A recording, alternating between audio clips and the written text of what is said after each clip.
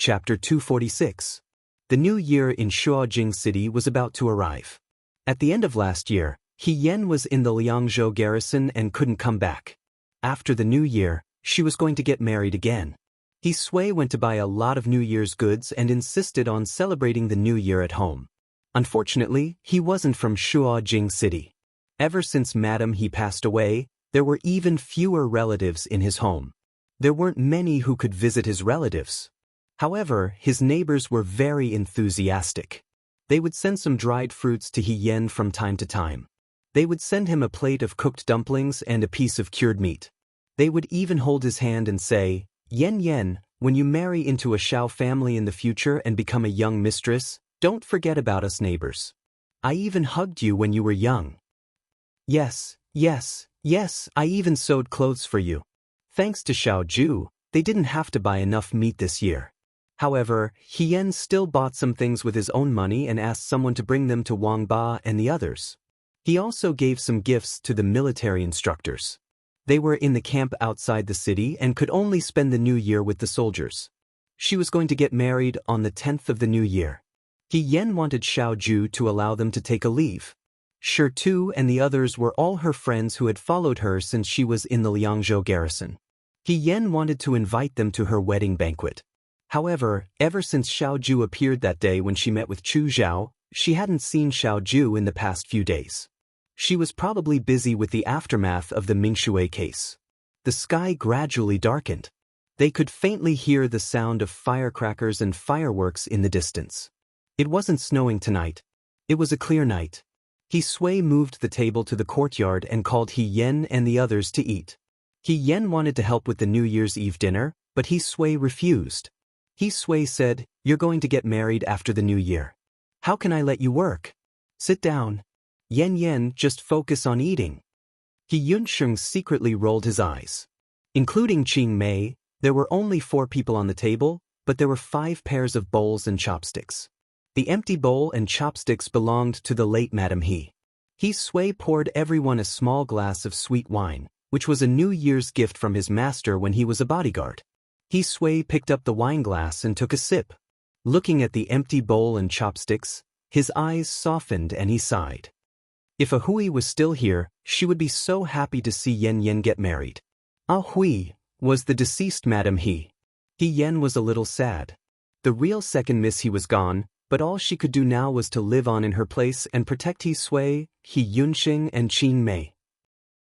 "Father, let's not talk about this on such a joyous occasion," He Yunsheng frowned. "Besides, my mother might have been an immortal in the heavens to bless my elder sister and let her get married smoothly. Look at her. If it wasn't for God's blessing, I think she can only quarrel with me at home for the rest of her life. No one would want to marry her." He Yen looked at him with a smile. Yes. But Yunsheng, I think you're not young anymore. I don't know what kind of girl you'll marry in the future. Would the girl be willing to take a fancy to you?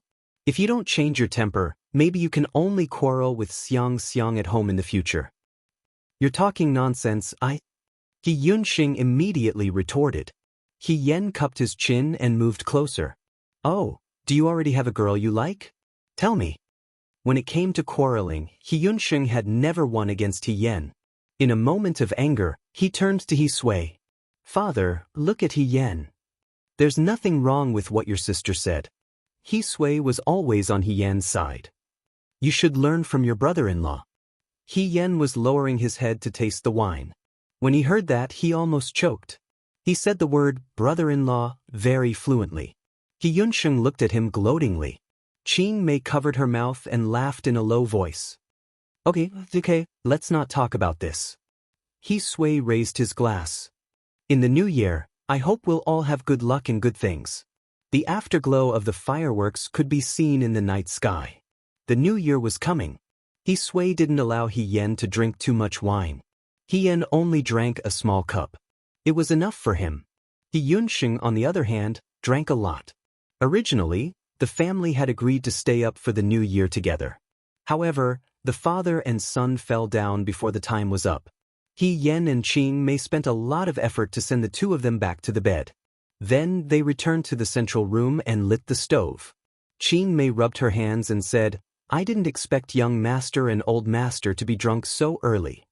He-yen didn't know whether to laugh or cry. He-yun-shung suggested staying up for the new year and he was sleeping soundly. Forget it, he would just treat it as helping him to stay up. Do you want to eat?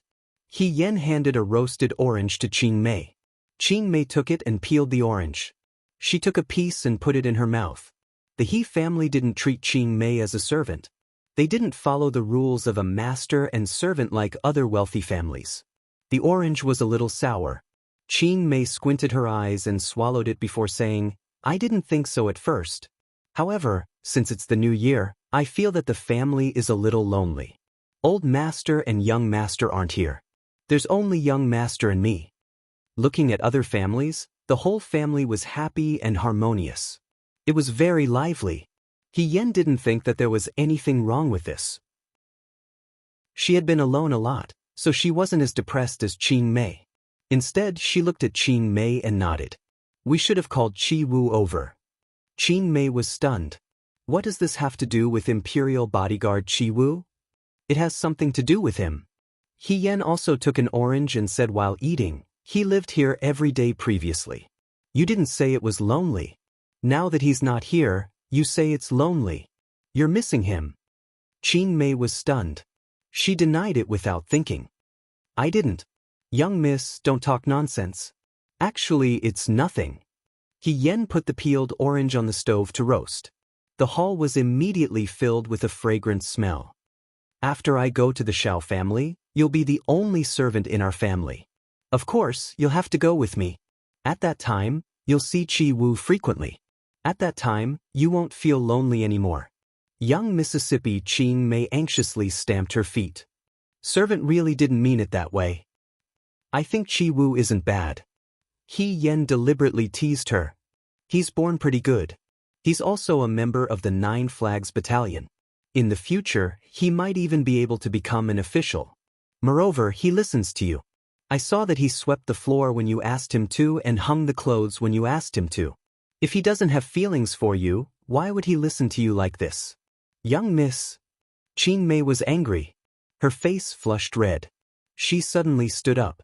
She stopped eating the orange and didn't want to stay up all night. She only said, servant didn't mean it that way. Young miss, please don't speak nonsense. There's nothing between me and Imperial bodyguard Chi-woo. She put the orange back and ran away. He-yen asked from behind. You're not staying up all night? I'm not staying up all night. He-yen felt a little regretful. He shouldn't have teased her like this. Now, he could only stay up all night. She picked up the orange that Qing-mei put down and tossed it up. She sighed. You're a little girl who doesn't mean what she says. Someone's voice sounded. You know a lot. He-yen turned around and saw Xiaoju leaning against the door. She was looking at her with a faint smile on her face. Xiaoju? She was overjoyed. Why you here? She looked outside. You came in directly? I knocked on the door. Xiaoju said as she walked in. However, your house doesn't have any imperial bodyguards. It doesn't make much of a difference whether I knocked or not. She was speaking the truth. He-yen pulled her to sit by the stove and stuffed an orange into her hand. Do you want to eat? Xiaoju took the orange. She only held it in her hand and didn't eat it. Why you here? He-yen asked. Aren't you at home with your brother and sister-in-law? After the New Year's Eve dinner, I came to see you. He looked around and said thoughtfully, Why aren't your father and brother here? Don't talk about it. They were drunk. I helped them into the room to sleep. She looked at Xiaoju. If you came a little later, I would have fallen asleep. Xiaoju said, You were waiting for me. Why would you fall asleep? I wasn't waiting for you. He-yen was confused. Xiaoju turned his head to look at her and replied with a faint, Oh. He-yen grabbed her arm and said sincerely, How did you know that I was waiting for you? It wasn't easy for me to wait for you to show up after everyone fell asleep. Now that there's no one around, it's just nice. Just nice what? Just in time. He-yen was just casually making up a story, so he didn't continue to make it up. He looked up and met his slightly bright eyes. Just nice, I'll treat you to an orange. He Yan held his hand and held the orange in front of him. Xiao Ju looked at her for a while and laughed softly. He Yan felt that he might be a joker. Xiao Ju, who was usually cold and aloof, was always amused by him. This was an ability that ordinary people didn't have. It's boring to sit in the room. Do you want to sit on the roof? He Yan invited him enthusiastically. The roof? He Yan grabbed his hand and walked out. Yes. The He family's house wasn't an expensive house. The roof wasn't very high either. They could reach it with a light jump. She and Xiao Ju sat side by side. She put her hands behind her back and looked into the distance. On New Year's Eve in the Shuo capital, there were fireworks everywhere. They were too far away to see clearly. They could only see the stars flashing across the sky. When I was young and before I went to the military camp, I liked to climb roofs. He Yan said, the He family's roof was higher than this one. At that time, my martial arts weren't good and I couldn't fly up. I could only use the ladder. Once I fell down halfway. I was afraid that Madam He would find out, so I didn't dare to make a sound. After that, my back hurt a lot. Xiao Ju asked, why do you like to climb roofs? Because it's high enough. He Yan made an archery pose. When you climb high enough, you can reach the moon and pick the stars. He chuckled. Childish. Who wasn't childish when they were young? He Yan retorted. Moreover, I haven't climbed roofs for many years. After he joined the army, he lived in a tent. There was no roof to climb. After he got married, he didn't even want to think about it. Now that he thought about it, it was a long time ago that he climbed roofs. If you want, Xiao Ju said, the Xiao family's roof is yours. He Yan looked at him and asked tentatively, I can climb roofs after I get married? Can I bring you with me? Carrying food, Xiao Ju interrupted her. If you want to do it, you can do it. He Yan blinked and lowered her head to smile. She couldn't hide her smile. It was like a rippling water, getting bigger and bigger. Xiao Ju glanced at her and seemed to be speechless. After a while, she said, You're so happy just by climbing roofs? Of course, He Yan replied. I'm very easy to satisfy. I don't have any expensive interests. I'm happy as long as I have food, clothes, and a roof to climb. Xiao Ju smiled and didn't say anything. He Yan touched his arm. Hey, He Yan said. How's the matter with Su Xiangyu's gang? Xiao Ju's smile disappeared. A part of it belongs to Chu Xilan. This was something that He Yan had already expected. She asked, You mean that Chu Zhao's previous righteousness was intentional? Most likely, Xiao Ju looked into the distance. He should have replaced Su Jingfu's position in the crown prince's heart. Do you know what the emperor thinks of the Yudo? He Yan asked, after this incident, the emperor won't accept the Yudo's request for peace, right? Xiao Ju didn't say anything. After a while, she shook her head. He Yan knew that Emperor Wenxuan was no longer the most important thing. The conflict between the crown prince and the fourth prince would be planned sooner because of Su Jingfu's death. It wouldn't be long before the conflict between the crown prince and the fourth prince would be on the table. Xiao Ju and the crown prince and the Guang Yan saw each other as enemies. If there was a conflict in the future, she would definitely stand on the fourth prince's side. However, she didn't have the right to do so. If the emperor wrote an imperial edict to pass the throne, she would at least suffer in terms of reputation. Don't worry, Xiao Ju said, I know what I'm doing. He Yan smiled. That's true. Today is the new year. It's better not to think about these things.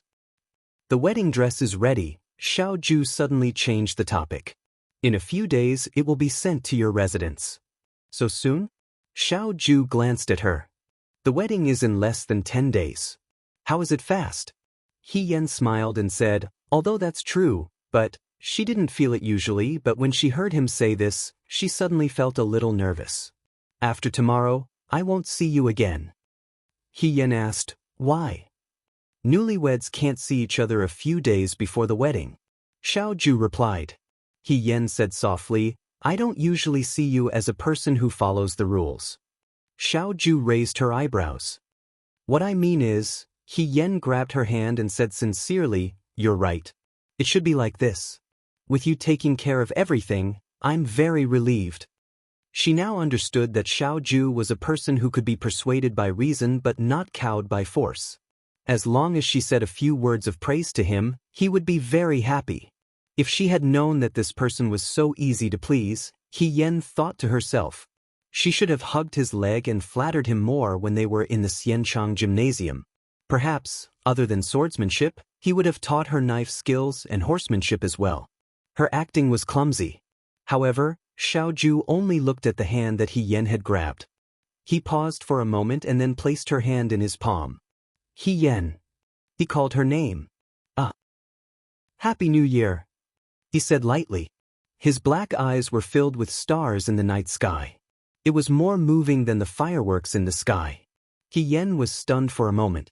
A warm feeling of satisfaction gradually rose from her chest. She suddenly felt that this new year was truly a brand new one. You're welcome. She tilted her head and leaned on Xiao Ju's shoulder. She rubbed her head. Happy New Year to you too. At the end of the street, the sound of firecrackers could be heard.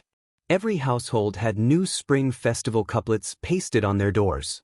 Shi Jinbo's residence was especially bleak this year. Originally, according to this time, the Chu family should have just married into the family. It was a perfect day for marriage. Unexpectedly, something happened to the Su family not long ago. Even the Chu family was unlucky. In the end, Chu Zhao put righteousness before family and avoided disaster for the time being. However, because of the marriage between Shi Jinbo and the Su family, he became the laughingstock of the capital. Chu Linfeng cared about his reputation and didn't leave the house for the entire new year. There was no joy in the new year in the residence. It was extremely cold and cheerless. In Chu Zhao's courtyard, there was even more silence. When Su Pingting first arrived, she learned the truth about Su Jingfu's death. Every day in the courtyard, she scolded Chu Zhao for being heartless and repaying kindness with evil. After a few days of being taught the rules by the nannies in the courtyard, she became much quieter. However, because of this, the only bit of liveliness in the entire courtyard dissipated. Chu Zhao sat in the room. The sound of the fireworks was very far away. The outside and inside of the residence were like two completely different worlds. Someone came in from behind. The servant said, "Fourth young master, there's a letter from Miss Ing Xiang." Chu Zhao took the letter and read it. After a while, he placed the letter in the flame of the oil lamp and let it slowly burn out. There was also a strangely shaped piece of shirtu on the table. It was as flat as a person's palm. Upon closer inspection, it seemed to be in the shape of a horse. However, the broken part was rough and uneven. It was out of place with the other decorations on the table. Chu Zhao's gaze fell on the piece of shirtu. His expression gradually became distant. The servant paused and struggled for a moment. Finally, he couldn't help but ask, "Fourth young master, when you saw Miss He that day, why didn't you use young Mistress Su as bait to make Miss He stay?" He Yan valued He Xining so much. If He Xining was used as a threat, He Yan and Xiao Ju's marriage might not have been successful. "It's useless," Chu Zhao replied. The servant didn't understand and looked at the person in front of him. The man sat alone in front of the table. The weak light from the oil lamp made his figure appear thin and lonely. It was as if he was the only person in this huge residence. It seemed as if he was going to sit here alone forever. "She's a woman who can control her own fate," Chu Zhao said with a smile after a long time. "No one can threaten her. I can't, Xiao Huijin can't, and He Xining can't either." The night market in Jiangshui City appeared in his mind. A young girl with bright eyes was walking on the street. The crowd was surging, and the lanterns were bright as day. She just stood there. She was different from the others. She was like an eagle that wanted to spread its wings. With just a glance, he knew that she yearned for the sky and not a cage. He was a person who couldn't control his own fate. That was why he was inexplicably and irredeemably attracted to her. However, he was destined to be abandoned. Because just as she said, they weren't the same kind of people. They never were. Chapter 247. The days from the new year to the 10th seemed to pass very slowly, but also seemed to pass very quickly. In the blink of an eye, it was the day of He Yan's wedding. Early in the morning, Xia Qingxiu rushed over in a carriage. The He family had very few relatives in the capital. Because of the death of Madame He, they had long lost contact. Afraid that no women would come to help, Xiao Ju asked Yan He to invite Xia Qingxiu over. Of course, Yan He was extremely unwilling, but Xia Qingxiu was easy to talk to and came over early. She combed He Yan's hair and said with a smile, "Miss He, don't worry. Today, I will dress you up as the most beautiful bride in the capital." He Yan smiled and said, "It's not that important whether I'm beautiful or not." "That's true." Xia Qingxiu put down the comb. "As long as military governor Xiao thinks it's good, then it's fine." He Yan couldn't help but feel his teeth ache. Qing Mei came over with a box and said, "Miss, change into the wedding dress first." The dress was sent over by the Xiao family yesterday evening. It was a bit late at the time, so He Yan just tried it on and confirmed that it fit. Now that the box was opened, Xia Qingxiu exclaimed in surprise. He Yan asked curiously, "What's wrong?" "This embroidery." Xia Qingxiu gently touched the pattern on it. "It looks like De Wei's long-lost Wu Zhuang embroidery." "What's Wu Zhuang embroidery?" Qing Mei was also puzzled. "It's a cloth shop that was famous for its embroidery skills, but it disappeared later. Back then, the owner's daughter, Ruxing, had uncanny embroidery skills. Even the nobles in the palace rarely had a piece of cloth." Xia Qingxiu smiled. "Military Governor Xiao found an embroiderer from somewhere to make this wedding dress. It's clear that he put in a lot of effort." He Yan was slightly startled and took the wedding dress out of the box. Qing Mei helped He Yan get dressed. The wedding dress had a top and a lower garment, with colorful dragons and phoenixes embroidered on the front. The hem of the long dress was huge, and the corners of the dress were embroidered with fine cloud patterns with golden red silk thread. It was very charming and beautiful. The wedding veil hung down from the shoulders to the front, with a golden jade pendant hanging from it. It wasn't easy to put on the clothes and required the help of Xia Qingxiu and Qing Mei. It took them a long time to put them on. At this moment, He Yan had yet to tie up his hair. Qing Mei giggled as she took out the phoenix coronet and pretended to put it on He Yan's head. "Miss, take a look at this first." He Yan looked at herself in the mirror. Her phoenix coronet was not like the other aristocratic daughters' coronets, which were made of gold and jade and inlaid with jade. On the contrary, it looked exceptionally small, as if it was made of silk and was as thin as a cicada's wing. It was studded with rubies and pearls. When she wore it on her head, it was as if she was covered in a layer of red clouds. The crystal beads by her ears made her face look exceptionally white and beautiful. "Miss, you are so beautiful." Qing Mei looked at her in a daze. She had been by He Yan's side since childhood and knew that He Yan was born beautiful. But now, it was as if the dust on the gemstone had been brushed away.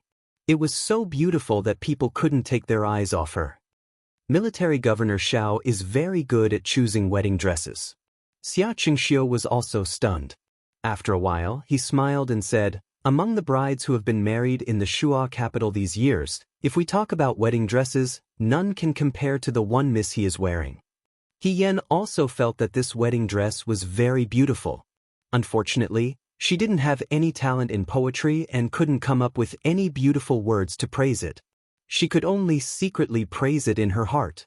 When He Yan got married in the He family, the wedding dress was also expensive and fitting.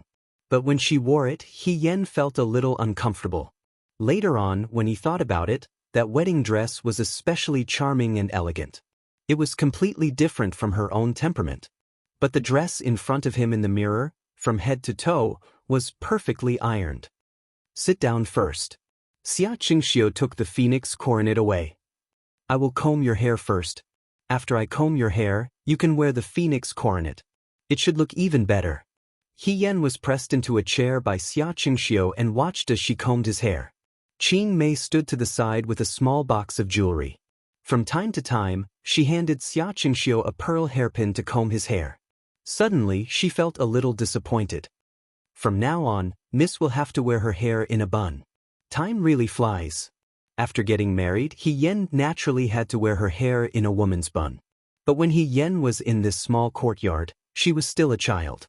Qing Mei still remembered the first time she saw her Mississippi. At that time, He Sui brought Qing Mei back to the He family.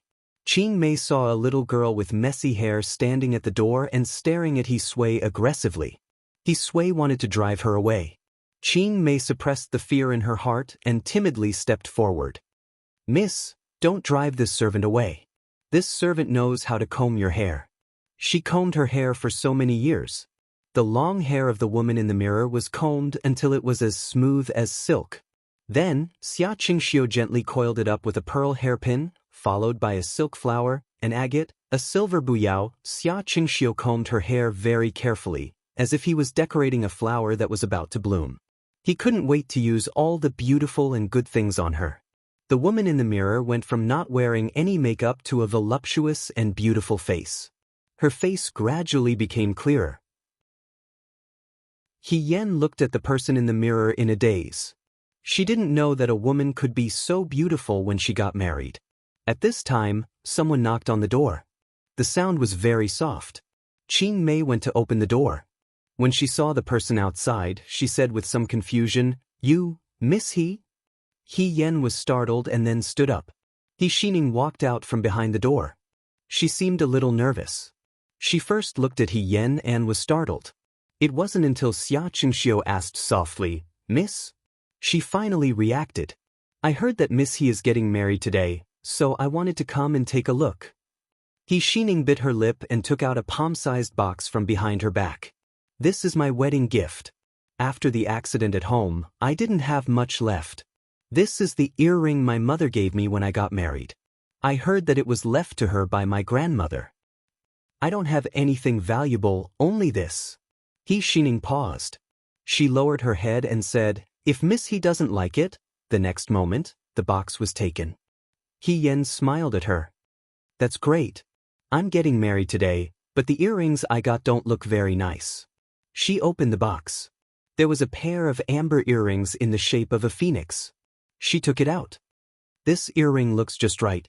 It matches my wedding dress very well." "Xining," she called intimately. "Help me put it on." He Xining was stunned. She asked uncertainly, "Me?" He Yan took her hand and put the earrings in her palm. "Help me put it on. It's also good to get some of the joy." It was obviously winter, but the hand holding He Xining's hand felt warm. For a moment, He Xining's heart ached. She had mustered up all her courage to come here today. She was now the daughter and wife of a sinner. Wherever she went, she would be looked at with disdain by others. Coming here, she was really afraid that He Yan would dislike her. It took her a lot of effort to explain to Wei Foran. When she reached the door, she hesitated for a long time, not daring to enter. But now, He Yan looked at her as if she was no different from other people. He Xining composed herself. She carefully picked up the earrings and put them on He Yan's ears. After that, she took 2 steps back and looked at the person in front of her. She murmured, "Miss He, you're really beautiful." Her eyes slowly overflowed with a burst of sourness, and she thought of the day when she would be married. In fact, at that time, she was also nervous and perturbed, as well as a little expectant and shy. At that time, second madam, he also put this earring on He Xining's ear. At that time, He Xining thought that she was going to start a new and happy life, but it turned out that the marriage was so unbearable. The bride in front of her was really beautiful. He Xining thought. She really envied He Yan. He Yan's gaze fell on He Xining's eyes. She paused and suddenly took a step forward. Ignoring her complicated dress and the bun on her head, she gently hugged He Xining. He Xining was stunned. "Miss He, you'll be beautiful like this in the future." The warmth in front of her was so real that it made her feel like she had found someone to rely on. But she just lowered her head in panic and said helplessly, "No. I won't have a better time." One after another, the sudden changes in her family and the sudden change in her status were enough to make the arrogant and willful young lady become inferior and timid in a short time. He Yan's heart ached. She slightly tightened her arms around He Xining and whispered, "Don't forget, you're General Fei Hong's sister." After a pause, she continued, "And also my sister." He Xining's heart trembled. The bride had already let go of her arms. She stood on the spot and looked at her. Her gaze was sincere and warm. The first time I saw you, it was at Yuhua Temple. Xining, you may not know, but Yuhua Temple is really efficacious.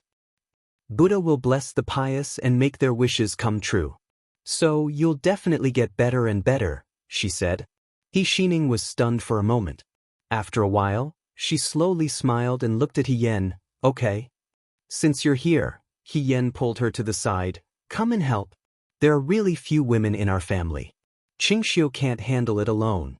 Xining, I'm afraid we'll have to trouble you for a while. Xining quickly waved her hand. No trouble, no trouble.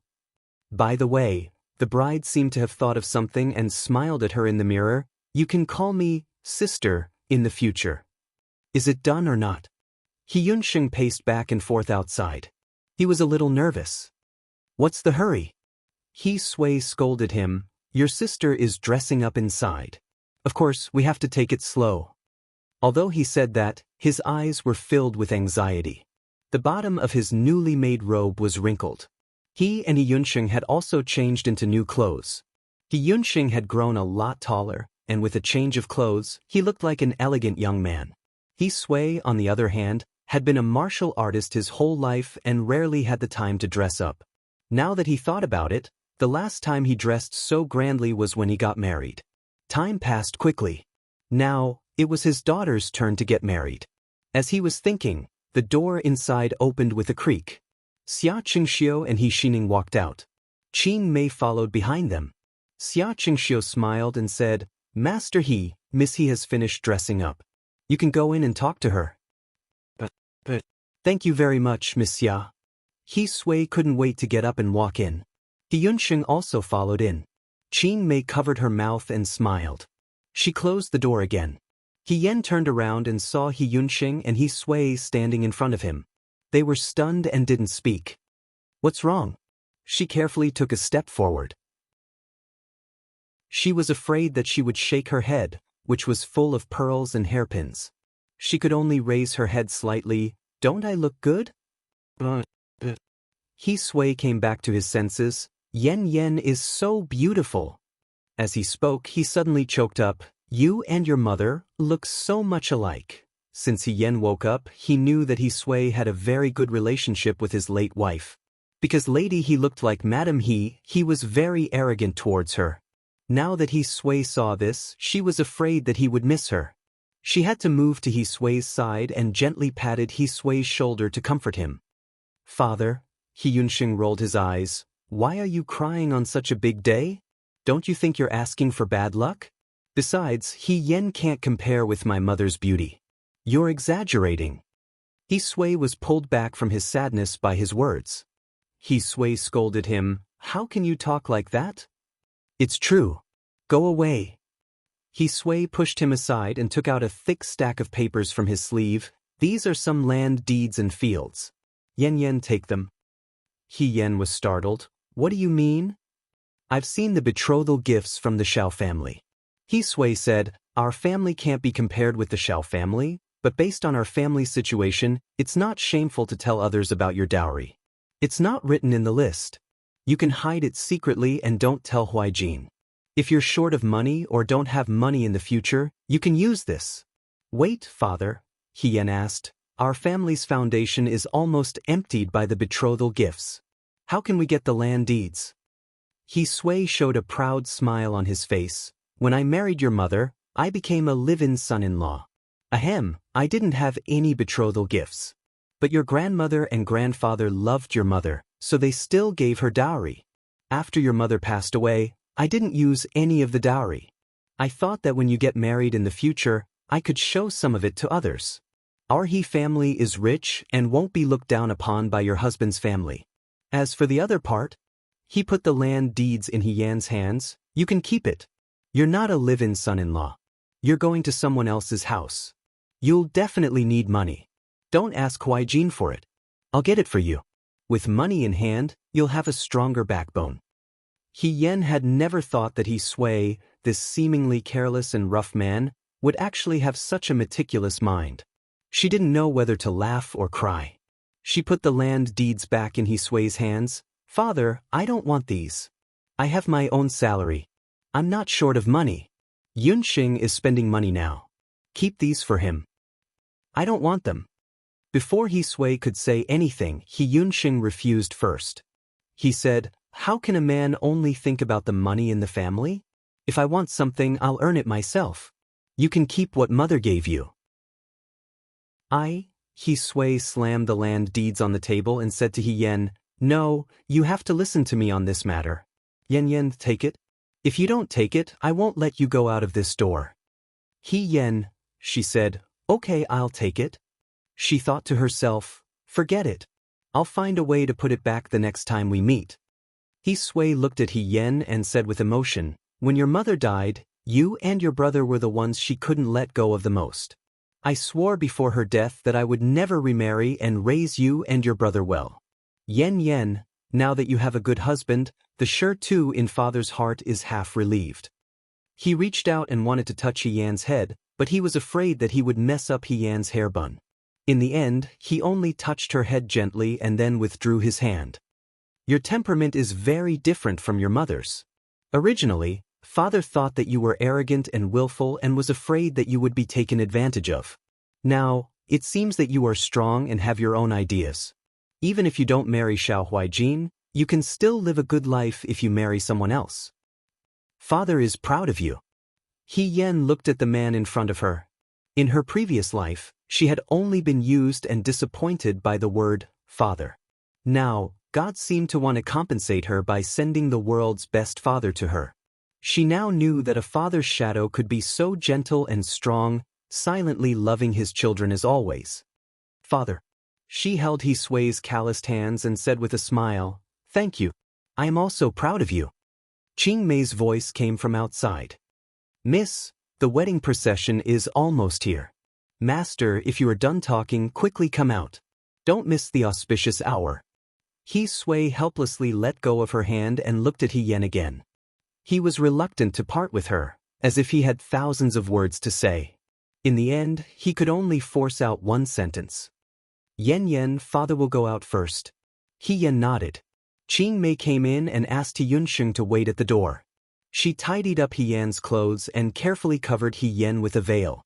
She held He Yan's hand and walked towards the door. She said softly, Miss, you must not be nervous. Don't be nervous. When she spoke, her voice was slightly trembling. He Yen wanted to laugh. She was getting married, not going to a fire. Everyone in the He family was making the atmosphere of life and death. When they reached the door, Qing Mei said, young master, Miss is coming out. The bride was to be carried on the back of her brother to the bridal sedan. He Yunxing half squatted and said nervously, come up. He Yen climbed on his back. The young man looked tall and thin, but his back was broad and warm. He Yen held his neck with both hands and whispered when no one else could hear, Yunxing, have you eaten breakfast? Shut up. He Yunxing was a little nervous at first, but after being interrupted by her, his sadness disappeared. He only said, I told you not to eat. You are so heavy. Am I heavy? He Yen frowned slightly. You can't even carry me. How are you going to carry your beloved girl in the future? If that girl was as heavy as you, she wouldn't be my beloved. He Yunxing gritted his teeth. He Yen said, when I was in the Liang province guards, I could lift Tu Shi who was as heavy as me. Little brother, she reminded him thoughtfully, you need to exercise more. Can you stop talking? He Yen said, oh. Sure enough, he stopped talking. The road from the door to the bridal sedan wasn't long, but He Yunxing walked very slowly.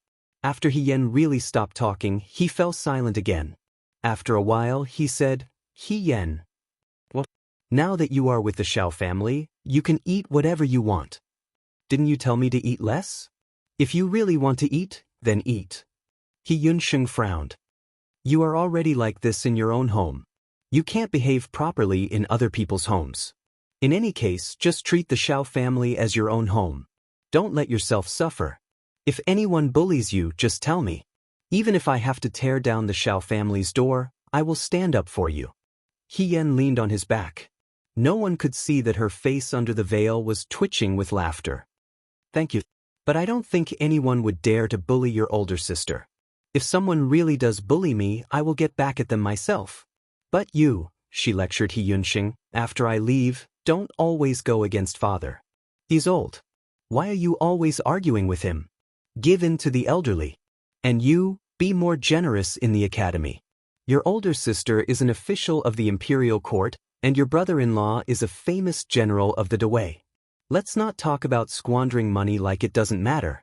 Occasionally, you can pretend to be a hedonistic son.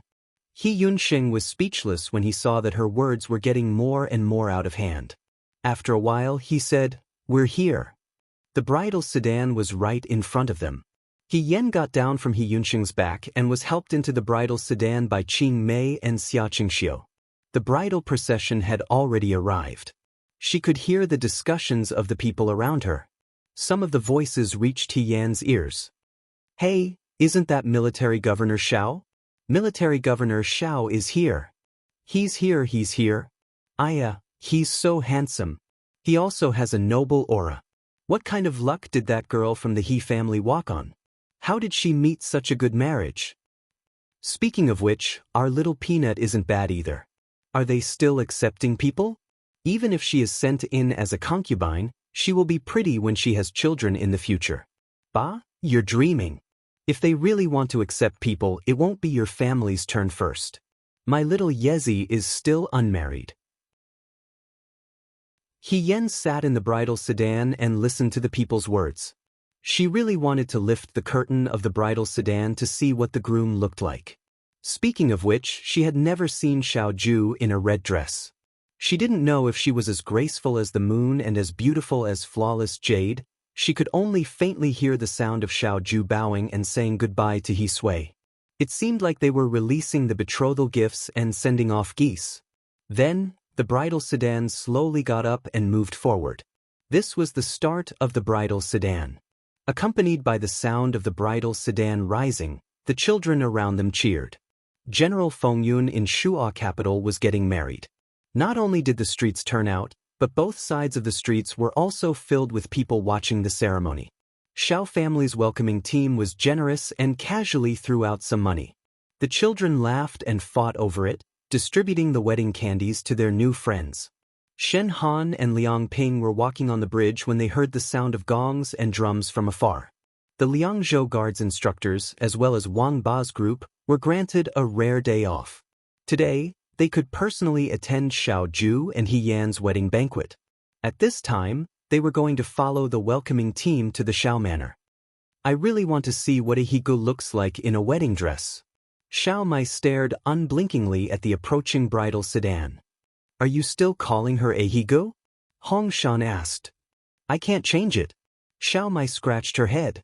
Wang Ba snorted. "In any case, I can't imagine what she looks like in a wedding dress.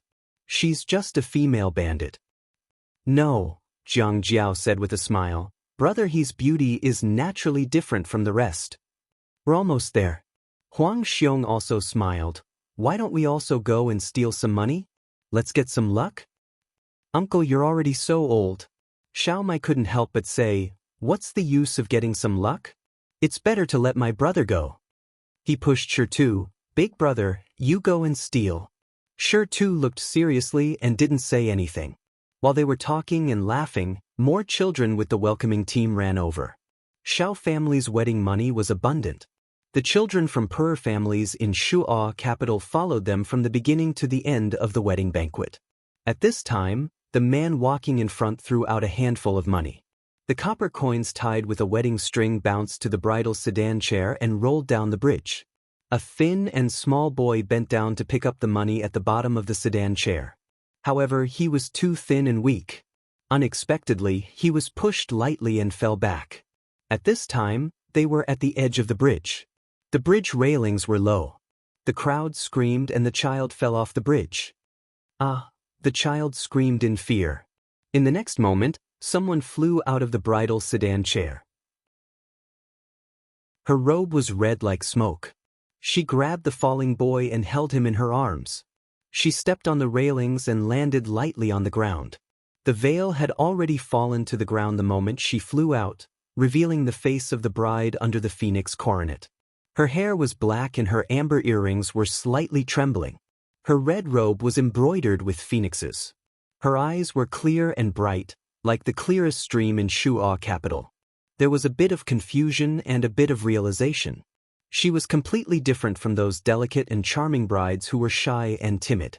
She was also like the morning sun shining on the snow. There was a moment of silence on and under the bridge. It was unknown whether they were shocked by the sudden change or shocked by the bride's face under the veil. Ah, someone's voice broke the silence. The veil fell. What should we do? It's inauspicious. Yen let go of her hand. The little boy saw that he had caused trouble and ran away. She stood in the same place, not knowing what to do. Just now, when she was in the bridal sedan chair, she heard that something had happened. In a moment of panic, she acted without thinking, but forgot that she was in the middle of a wedding banquet. Was this inauspicious? Yen felt uneasy. Someone walked over and bent down to pick up the veil that had fallen to the ground. Yen looked up at him. It was the first time she had seen someone wear the color of raging flames in such a restrained manner. The bright red robe made the young man look like jade and gold. When he walked over step by step, he looked elegant. Back then, the beautiful young man with a golden saddle and a white horse, in the flowing years, gradually became high-spirited and handsome. In his bright and luxurious clothes, his charm was cold and elegant. He walked closer step by step until he was in front of the woman wearing the phoenix coronet. Yen looked at him. She could see herself clearly in his limpid eyes. "Young master." The old woman at the side gathered her courage and stepped forward. "The veil has fallen to the ground. It's inauspicious, so what?" he said faintly. Then, he picked up the veil and gently put it back on the bride's coronet. Yan's vision was blocked again. But at this moment, even in the darkness, she felt extremely at ease. She heard Xiaoju's voice. "It's okay." Chapter 248. The incident at the bridgehead did not affect the wedding procession. The bridal sedan was lifted again and the procession slowly moved forward. Shenhan's anxious heart finally calmed down. He patted his chest and said, "You scared me to death." Fortunately, nothing happened. "Chief Instructor, did you see that?" Mrs. Skills did not fall behind. Liang Ping touched his chin and said, "Her movements just now were so swift. She is indeed a soldier that I taught." "Are you proud of the soldier that you taught?" Shenhan glanced at him. "If you have the ability, say it again in front of the commander-in-chief." "I don't dare." Liang Ping smiled embarrassedly. "We shouldn't call her Miss He now, right?" Ma Damei moved forward and said, "Should we call her young madam?" "That's not right." Liang Ping scratched his head. "She has an official position now. We should call her madam." "Then, Madam Xiaohe?" "Why does she sound like a man?" Xiao Mai bent down to pick up a piece of wedding money on the ground. Just as she straightened up, she heard the aunt beside her say, "How could military governor Xiao pick up the veil on the ground by herself just now? How inauspicious!" "That's right. The bride's face was seen by others. She is not particular about etiquette." "I heard that she was originally a woman from an ordinary family. It's natural that she doesn't know these rules." "That's not right. Hey!" A loud shout interrupted the women who were gossiping together. The women turned their heads and saw a strong man with a scar on his face staring at them fiercely. He shouted, "If she didn't go out, that boy would be dead now. You people are just standing there and talking. What the hell do you know?" The women were shocked. The leading woman retorted fiercely, "We are talking among ourselves. What does it have to do with you?" Wang Ba pulled out the long knife at his waist. When the women saw this, they were so scared that their faces turned pale. They stopped arguing with Wang Ba and turned to run away. Jiang Jiao coughed softly. "Brother Wang, you don't have to scare them like that. These shrews only know how to gossip behind people's backs. I don't like listening to them." Wang Ba sheathed his saber and scowled. "What bullshit rules are they? Who made the rules? If I say there is no such rule, then there is no such rule." He was used to being overbearing, so Jiang Jiao could only smile helplessly. Mai, on the other hand, shared his hatred for a common enemy. "That's right. Why don't they say that brother he saved someone just now? Forgive me too. Hong Shan leaned against the railing of the bridge and smiled. The 3 men that women in Shuo capital want to marry the most have been taken away by your Higo. I'm not happy about it, but what's wrong with my mouth? Where it's possible to make mistakes, one should forgive them. Brother, his meddlesome nature hasn't changed even after becoming a woman. Huang Xiong shook his head and sighed. Seeing someone in trouble, you want to save them regardless of the situation. I think that lady he is no different from He Yen of the Liangzhou guards. Wang Ba snorted. Otherwise, it wouldn't be like her. Let's go. He put away the string of wedding money he had just stolen. The procession has gone far. The bridal sedan circled around half of the capital before arriving at Shaofu. Before getting off the sedan, Qi Wu handed over a bow and arrow. A youth wearing wedding clothes walked to the front of the sedan and shot 3 red arrows towards the bottom of the sedan. The red arrows were firmly nailed into the bottom of the sedan to ward off evil spirits. Bai Rongwei helped He Yen down from the bridal sedan and handed the red string tied with a concentric knot to Xiao Ju and He Yan's hands. He Yen had a veil over her head and couldn't see anything. She had been blind for a long time and was used to being able to walk by herself even in the dark. But today, she had completely given herself to another person and entrusted her entire body and mind to him. The bride held the concentric knot and was carefully led over the brazier towards the auditorium. The auditorium was already filled with people who were watching the excitement. Lin Shuanghe stood at the very front with a face full of smiles. Yenny glanced at his expression and couldn't help but say in disgust, "What's with your expression? Those who don't know would think that you're marrying a wife today. This is even more delightful than me marrying a wife." Lin Shuanghe opened his fan. "What is more delightful than your close friend marrying your close friend? Your close friends are too many and too cheap." Yenny mocked him. "Brother," Lin Shuanghe looked at him. "A loner like you doesn't even have many friends. Why did you come to our Huaijin's wedding? You think I really wanted to come?" He sneered. "He Yen sent an invitation to Qingxiu and Qingxiu forced me to come. Who wants to see Xiao Huaijin get married? Who hasn't gotten married before?" He glanced at Lin Shuanghe. "Oh, I'm sorry, I almost forgot. You haven't gotten married before. What do you know?" Lin Shuanghe closed his fan and smiled. "I won't give up the entire garden for a flower." He replied with a cold laugh. As they spoke, He Yen and Xiao Ju had already arrived in front of the incense table. After the music was played and the firecrackers were fired, the 2 of them first offered incense and candles to the gods and ancestral tablets. Then they offered incense, prostrated themselves, and returned to their original positions. Then, the couple bowed 3 times. Xiao family's parents were no longer there. Bai Rongwei invited the memorial tablets out of the ancestral hall. After paying respects to the heaven and earth, the husband and wife faced each other. He Yen lowered his head and bowed. Suddenly, it seemed that a long life had passed. When he got up, the crowd cheered. Cheng Lisu's excited shouts were mixed in. "Send them to the bridal chamber. Hurry, uncle, hurry up and lift the veil. I want to see Aunt." Song Taotao frowned slightly. "Lower your voice." "Why lower my voice?" Cheng Lisu's face was full of excitement. "Don't you want to see what Aunt looks like in her wedding dress?" Song Taotao silently rolled her eyes. She really didn't want to see. Who would want to see their sweetheart marry someone else in a phoenix coronet and a red wedding gown? But there was still someone beside her who didn't understand her meaning. "I didn't expect my brother to become my aunt in the end. It's unbelievable." He Yen was led into the bridal chamber by Qing Mei and Bai Rongwei.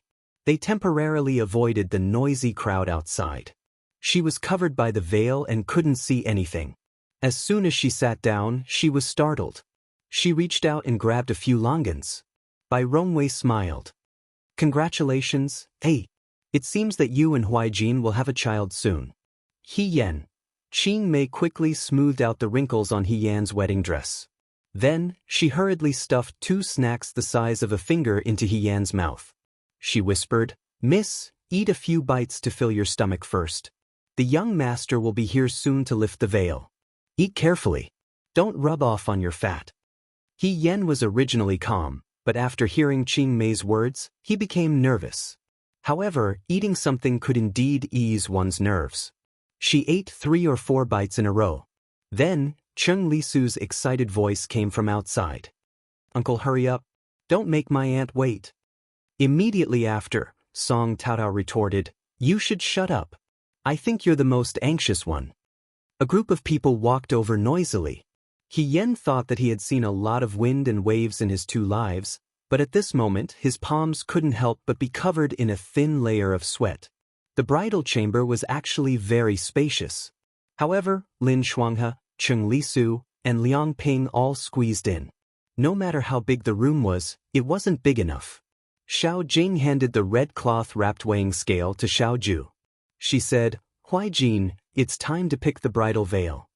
Xiao Ju took the bridal veil and slowly walked in front of He Yen. He Yen sat with his head lowered. She could see his black boots under the veil. Suddenly, she pursed her lips. From today onwards, she had never officially met Xiao Ju. However, after taking off the veil, her life would be closely linked to Xiao Ju's life. He would become the person who stood side by side with her. How would Xiao Ju see her? He Yan's thoughts ran wild. At this moment, she felt as if she had returned to her previous life. She sat in front of the mirror and slowly took off her mask. She looked at the familiar yet unfamiliar face under the mask. It was like a dream, real yet illusory. The bridal veil hooked around the edge of the bridal veil. Then her eyes lit up. He Yen grabbed the corner of his robe and slowly raised his head to look at the person in front of him. She fell into a pair of black eyes. In an instant, the moonlight was blurred and the blue sky was bright. The man stood a step away from her and looked down at her. His red robe was like fire. In this crowd, he was stunningly beautiful. His eyes were like the night sky, but in the night sky, she could see a complete and clear reflection of herself. In his eyes, there was no one else but herself. He Yen looked at him in a daze. It was as if she wanted to look at him forever. The room was so quiet that you could hear a pin drop. After some time, Lin Shuanghe shouted exaggeratedly, "Oh my God! I've attended at least 8 wedding banquets, if not 10, but this is the first time I've seen such a beautiful bride. How lucky is our Huijin to be able to marry a fairy who descended from the heavens? How much good karma did you cultivate in your previous life to be able to have such good fortune in this life? Are you here to perform?" He dug his ears and said disdainfully, "You're such a smooth talker."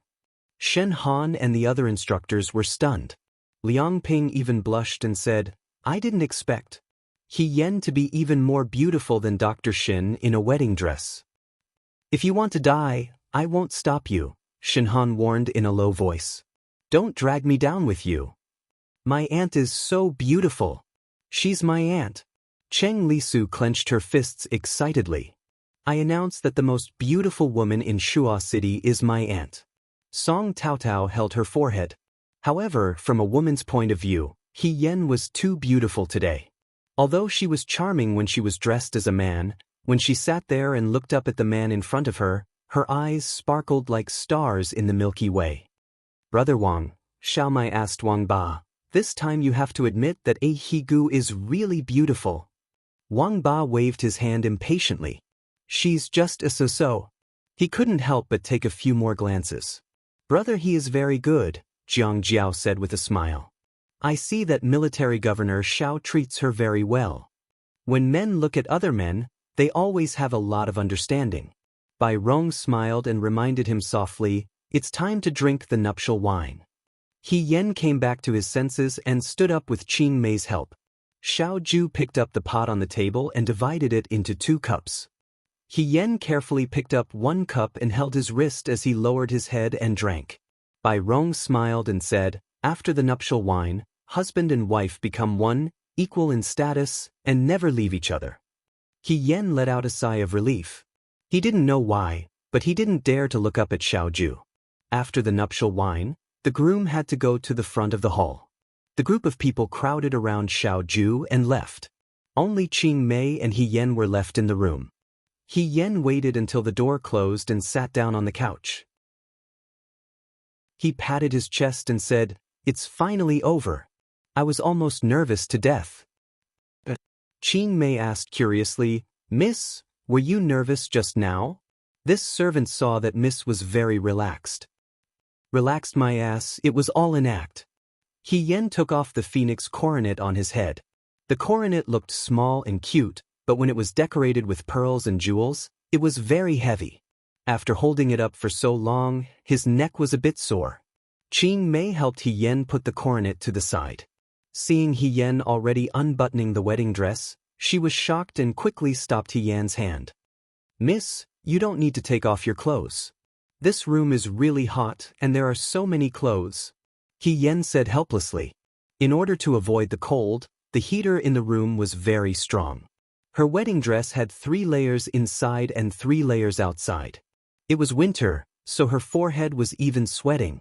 However, Qing Mei was very stubborn. No, miss, you have to listen to this servant. You can't take off your clothes. He Yen and her deadlocked for a while. Finally, he admitted defeat and said, Okay, I'll listen to you.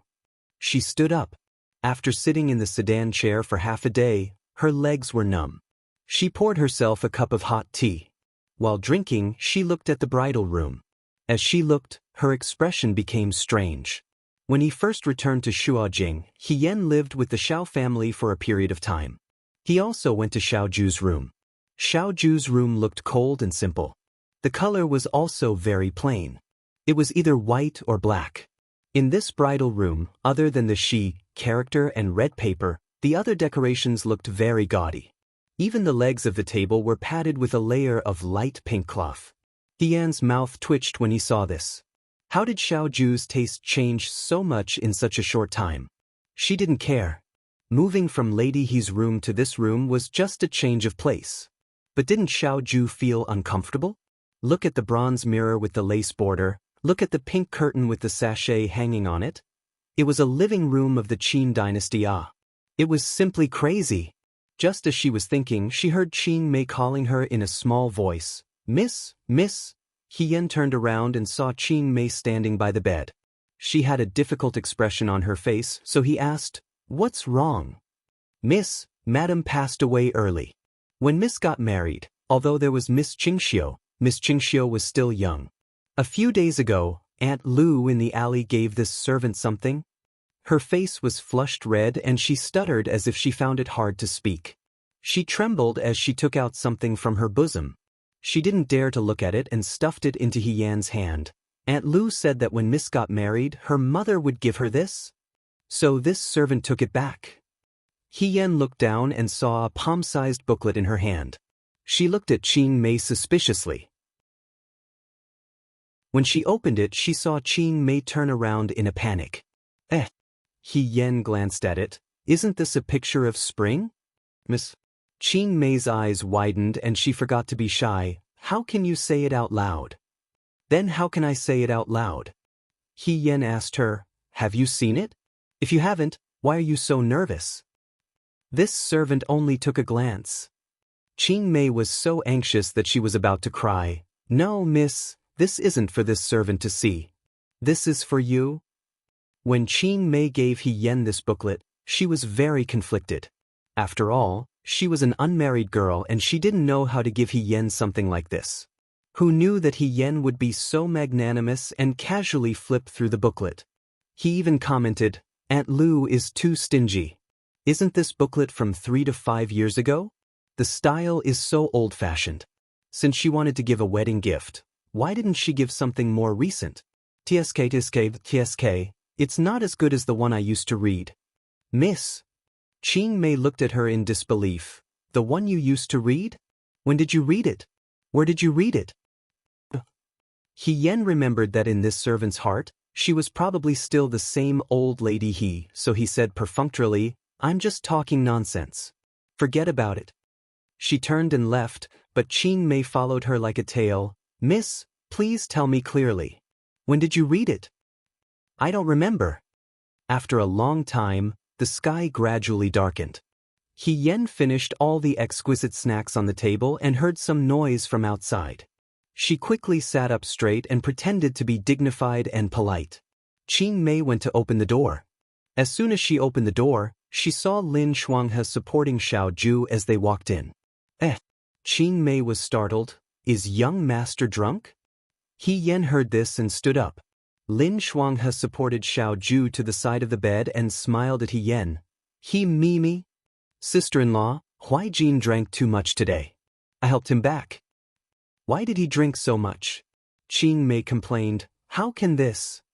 She swallowed the words that were about to come out of her mouth and looked at her young lady with hidden bitterness.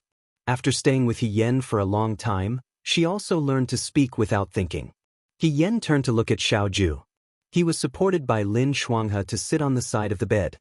His head was leaning against the headboard and his eyes were closed. He looked fine and didn't seem to be in pain, but it seemed like he couldn't handle the alcohol. Xiao Ju can get drunk? She said thoughtfully. Everyone wants to drink with him. How can he not get drunk? Lin Shuanghe sighed. Speaking of which, Huai marriage is a big deal. Those martial artists can all drink. He's still all right. Go outside and look at the hall. He's lying on the floor and vomiting. Especially Yan He. He seemed to be speechless. He kept asking Huai to drink with him.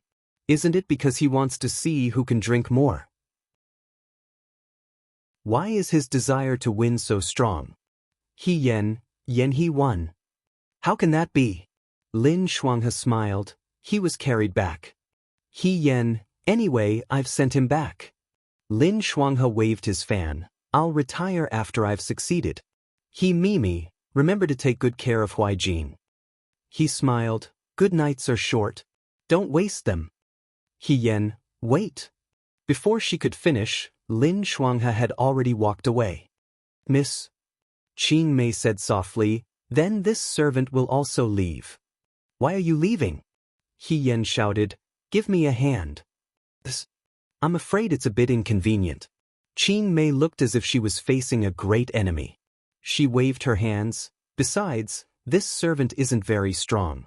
I heard that when Miss was in the Liang Province Guards, you could lift a huge rock by yourself. I think you can take good care of Military Governor Xiao by yourself. She walked towards the door and said, then, this servant will also leave. This servant was sometimes timid, but sometimes she was quite good at arguing. Yan sighed. This time, only Xiao Ju and her were left in the room. She turned to look at Xiao Ju. When this person was drunk, she was very quiet. She didn't act crazy or speak nonsense. She just leaned against the headboard as if she was taking a nap. Yan walked over and nudged her. Xiao Ju? There was no reaction. She waved her hand in front of Xiao Ju's face. Xiao Ju still had her eyes closed. Yan sighed in relief. She thought that Xiao Ju was indeed drunk. All right, she had gotten drunk in front of Xiao Ju before. Xiao Ju had also gotten drunk in front of her. It was fair to each of them once. Yan sat down beside her and leaned forward to look. When Xiao Ju's eyes were closed, her eyelashes obediently drooped down like the wings of a butterfly. Yan's heart itched and she couldn't help but reach out to touch her. The young man frowned slightly. She quickly retracted her hand, thinking that Xiao Ju had woken up. After a while, she saw that Xiao Ju didn't respond. She gradually became bolder. Yan had never denied Xiao Ju's beauty. When he was in the Xianchang Hall, he was too lazy to pay attention to anyone. However, he still attracted a lot of attention. Later, when he became the commander of the right military, even though he was rumored to be ruthless, he still didn't drop out of the top 3 of the dream man of Shuojing. It was all because of his face. Yan sat closer and stared at him. Tis. She sighed and said, elegant and refined. Just by looking at this person's face, she couldn't tell that he spent every day on the battlefield. How could his face not be haggard at all? His skin was like jade, his facial features were handsome, and his jawline was extremely beautiful. Just looking at him would give birth to evil thoughts. Yan sighed. When the heavens created Xiao Ju, they must have put a lot of thought into it. Perhaps this was the life that others envied but couldn't get. Yan looked at the man leaning against the wall, and her guts grew. She shouted, such a beautiful person, and now she's in my hands. This is a rare opportunity in 100 years. If I don't do whatever I want, I'll be sorry for myself. As she spoke, she undid Xiaoju's buttons. There were many layers of wedding clothes and the room was stuffy. She also saw that Xiaoju's face was slightly red and thought that it was because of the heat. Out of kindness, she planned to help take off Xiaoju's outer clothes and put him on the bed so that they could rest early today. She didn't expect the buttons to be so complicated. She lowered her head and unbuttoned one. Just as she was about to unbutton the second one, her hand was suddenly grabbed. He Yen looked up in surprise and met a pair of deep black eyes. His voice was faint and seemed to be teasing her. Then, how do you plan to do whatever you want to me? This person's eyes were clear and sober. He Yen cried out, "You're not drunk?" Xiaoju curled her lips. "A little. Like hell I'll believe you." He Yen thought in his heart. He was clearly awake from the beginning to the end. Fortunately, he didn't do anything more excessive just now. He Yen smiled and said, "Then it's good that you're awake. Tell me." He Yen didn't plan to let He Yen off. He was still holding onto the hand that was on Xiaoju's chest. He stared at He Yen with a faint smile. "How do you want to do whatever you want?" He Yen tried to break free from his hand but couldn't. She was inexplicably flustered and stuttered. "I saw that you were wearing too much and the room was too hot, so I helped you undo 2 buttons. You're lying." Xiaoju raised her eyebrows and stared at her. "I think you're trying to take advantage of me." He Yen was speechless. That can't be. How can unbuttoning be taken advantage of? The hand that was placed on Xiaoju's chest felt as if it was touching a piece of soldering iron. Xiaoju was the first to burn. He Yen was dizzy and said, "No, no, no, how can this be called taking advantage of others? What haven't I seen before? I've even seen the red mole on your waist." As soon as she said this, Xiaoju's body stiffened. After a while, he said faintly, "You're quite magnanimous." He Yen regained her senses and scolded herself in her heart. Half of her body was on Xiaoju's body. Her hand was being held by him and she was touching his collar. She looked like a female hooligan who wanted to take him by force. However, Xiaoju didn't let go. She could only remain frozen like this. "Xiaoju, let go of me first. Let's talk things over." She held back for a while and finally managed to say this. Xiaoju glanced at her and suddenly let go. He Yen heaved a huge sigh of relief. She thought to herself, is this heater a sun in the room? Why is it so hot that she's panicking and short of breath? Xiaoju's gaze fell on a corner of a book that was peeking out from under the blanket. She was startled and reached out to take it. "What's this?" He Yen looked up and saw what she was doing. Her expression changed immediately. "Wait!" Her words were useless. Xiaoju was already in her hands. He Yen instinctively pounced on her and tried to snatch it away. That was the booklet that Qing Mei had given to her. He Yen didn't have time to keep it properly when Lin Shuanghe came in. She casually stuffed it under the blanket. She didn't expect that Xiaoju would see it. He Yen still remembered clearly how Xiaoju's face darkened when he saw her looking at the erotic pictures in Jiang City. It was such a joyous occasion. She didn't want to make this young master angry again. He Yen reached out to grab it, but was blocked by Xiaoju's arm. She reached out again, but her hand was dodged again. Dodging and dodging, one advancing and one retreating, Xiaoju's hands were long and held the booklet to prevent He Yen from touching it. He Yen had no choice but to jump up and pounce. She was caught off guard and tripped over the edge of the bed, falling straight down.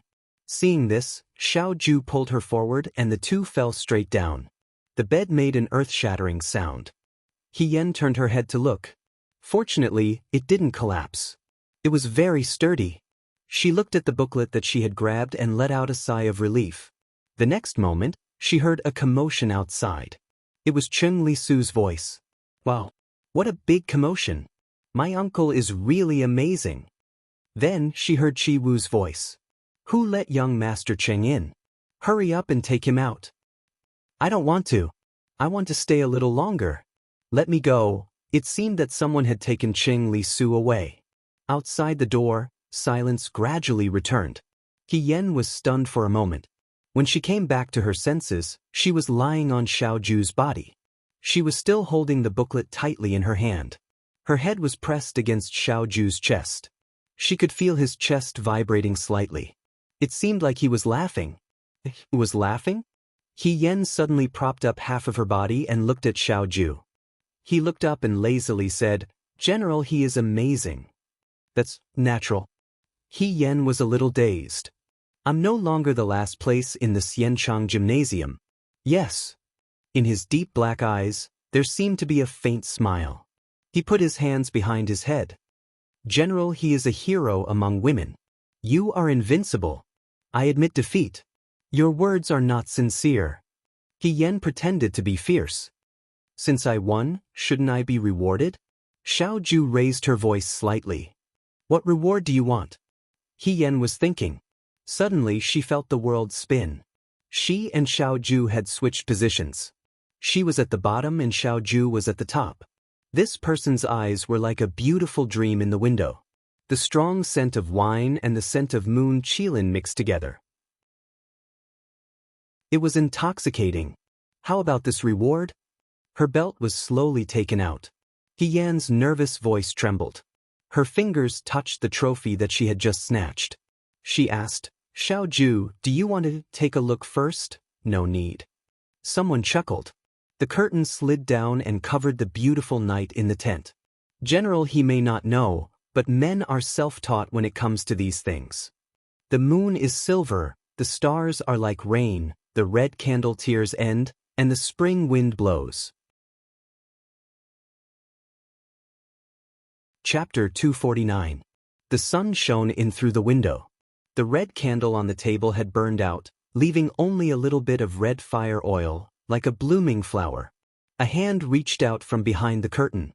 He Yen rubbed his eyes and sat up with his hands on his waist.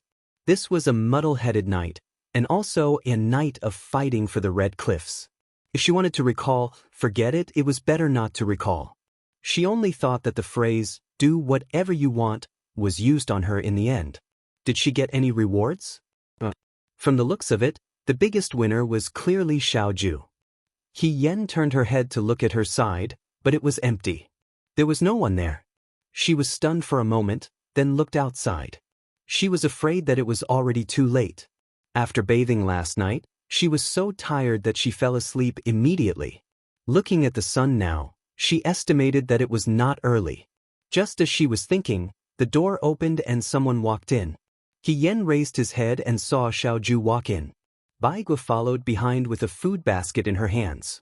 She entered the room and placed the bowls and plates in the basket on the table one by one. "You're awake?" Xiao Ju saw that she had sat up and walked over to ask. He Yen coughed and nodded. "After washing up, we can eat." He paused and asked hesitantly, "Are you okay?" He Yan's face turned red and subconsciously looked at Baigua. Baigua had already put down the food and ran away. She looked at the person in front of her. This person looked like he had taken Yin to nourish Yang. After a night, he looked refreshed and did not have any discomfort. She gritted her teeth and said, "Very good. Military Governor Zhao's martial arts are very good and there are few opponents. I have learned a lot." Xiao Ju's mouth curved and said slowly, "General, he is not bad. Last night, you said that you will fight 800 rounds in the future? He Yen, ? What kind of words were these? When did she say that?" He Yen hurriedly covered his mouth. "Wait. Don't talk nonsense." "General, He leaned closer, a smile hidden in his dark eyes. "It's only been one night. Are you going back on your word?" He Yen lifted the blanket, put on his shoes and ran away. He mumbled, "I'm going to wash up. Where's Qing Mei?" Qing Mei was called in. After He Yen rinsed her mouth and washed her face, Qing Mei came to help her comb her hair. As she combed her hair, she said, "Miss? Oh, I should call you young madam now." "Young madam, young master is really good to you." He Yen replied absent-mindedly, "Oh. I woke up early this morning," Qing Mei said. "I went to the kitchen and instructed the servants to prepare a meal for you. This servant originally wanted to wake you up, but young master didn't allow it. He said that you should sleep a little longer." He Yen nodded. When he looked up, he saw that Qing Mei was grinning from ear to ear. Puzzled, he asked, "Why are you so happy?" Second young master is good to young madam. Of course, this servant is happy. Qing Mei looked as if she had picked up money. This servant will tell master and young master later that they can rest assured. He Yen, after she washed up, she changed into a begonia red dress with narrow sleeves. Qing Mei combed her hair neatly. When she combed her hair into a bun, it didn't make her look old. Instead, it made her look cleaner and fresher. He Yen tied the snake-patterned black jade pendant that Xiao Ju had given to her around her waist. Then she walked into the small hall. The table was already filled with the food that Bai Gua had brought over. When the two of them were eating, they didn't like others to wait on them. Thus, Qing Mei left. He Yen sat at the table and gave Xiao Ju a pair of chopsticks. He sighed and said, "Xiao Ju, your family's breakfast is a little too sumptuous." It was all her favorite food, even though she wasn't a picky eater. Xiao Ju's mouth twitched.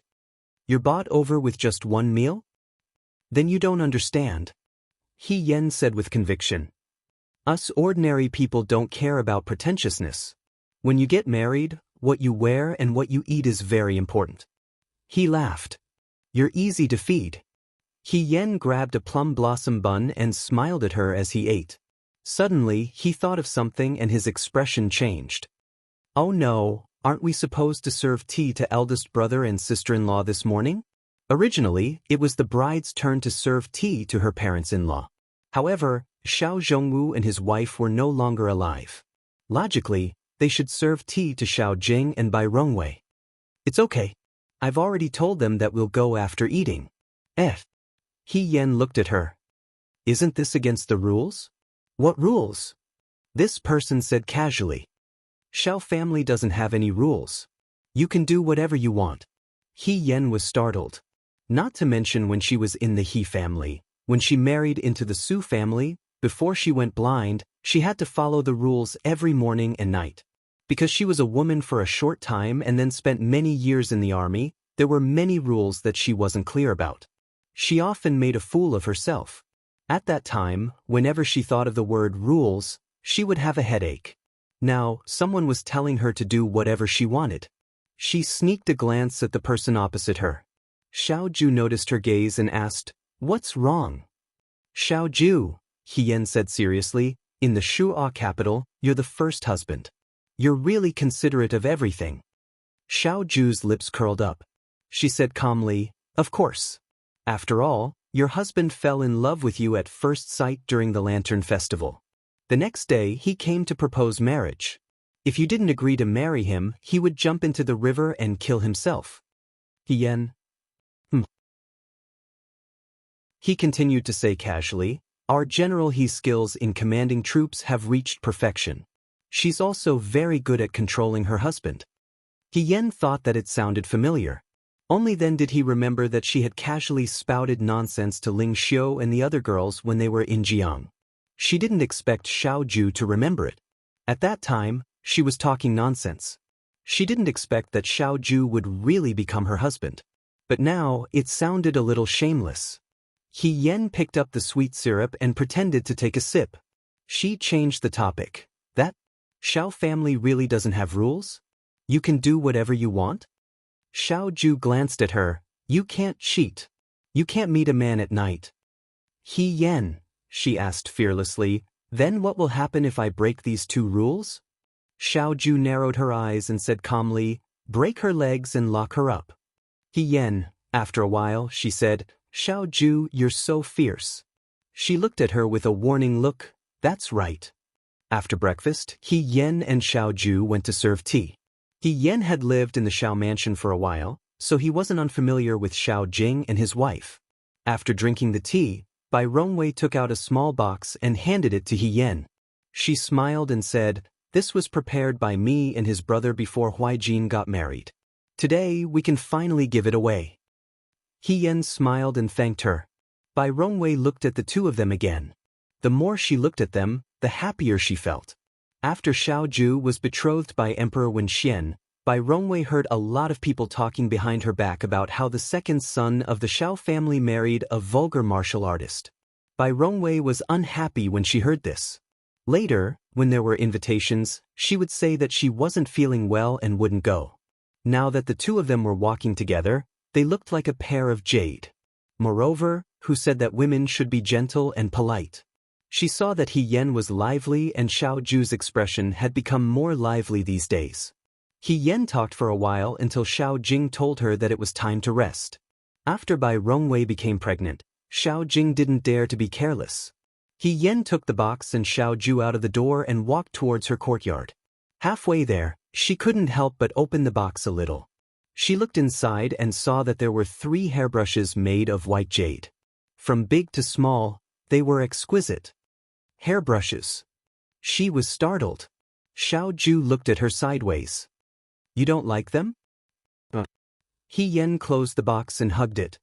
I like them very much. They were more precious than gold, jade, or precious stones. Because of the wedding, Emperor Wenxian allowed Xiao Ju to stay in the Fu for 1 more day. She didn't have anything to do today. He Yan and Bai Gua had just walked back to the courtyard when they saw Qing Mei and Bai Gua squatting on the ground. In front of them was a small mountain of congratulatory gifts tied with red silk. Young mistress is here? Bai Gua smiled and stood up. We are taking out the congratulatory gifts we received yesterday.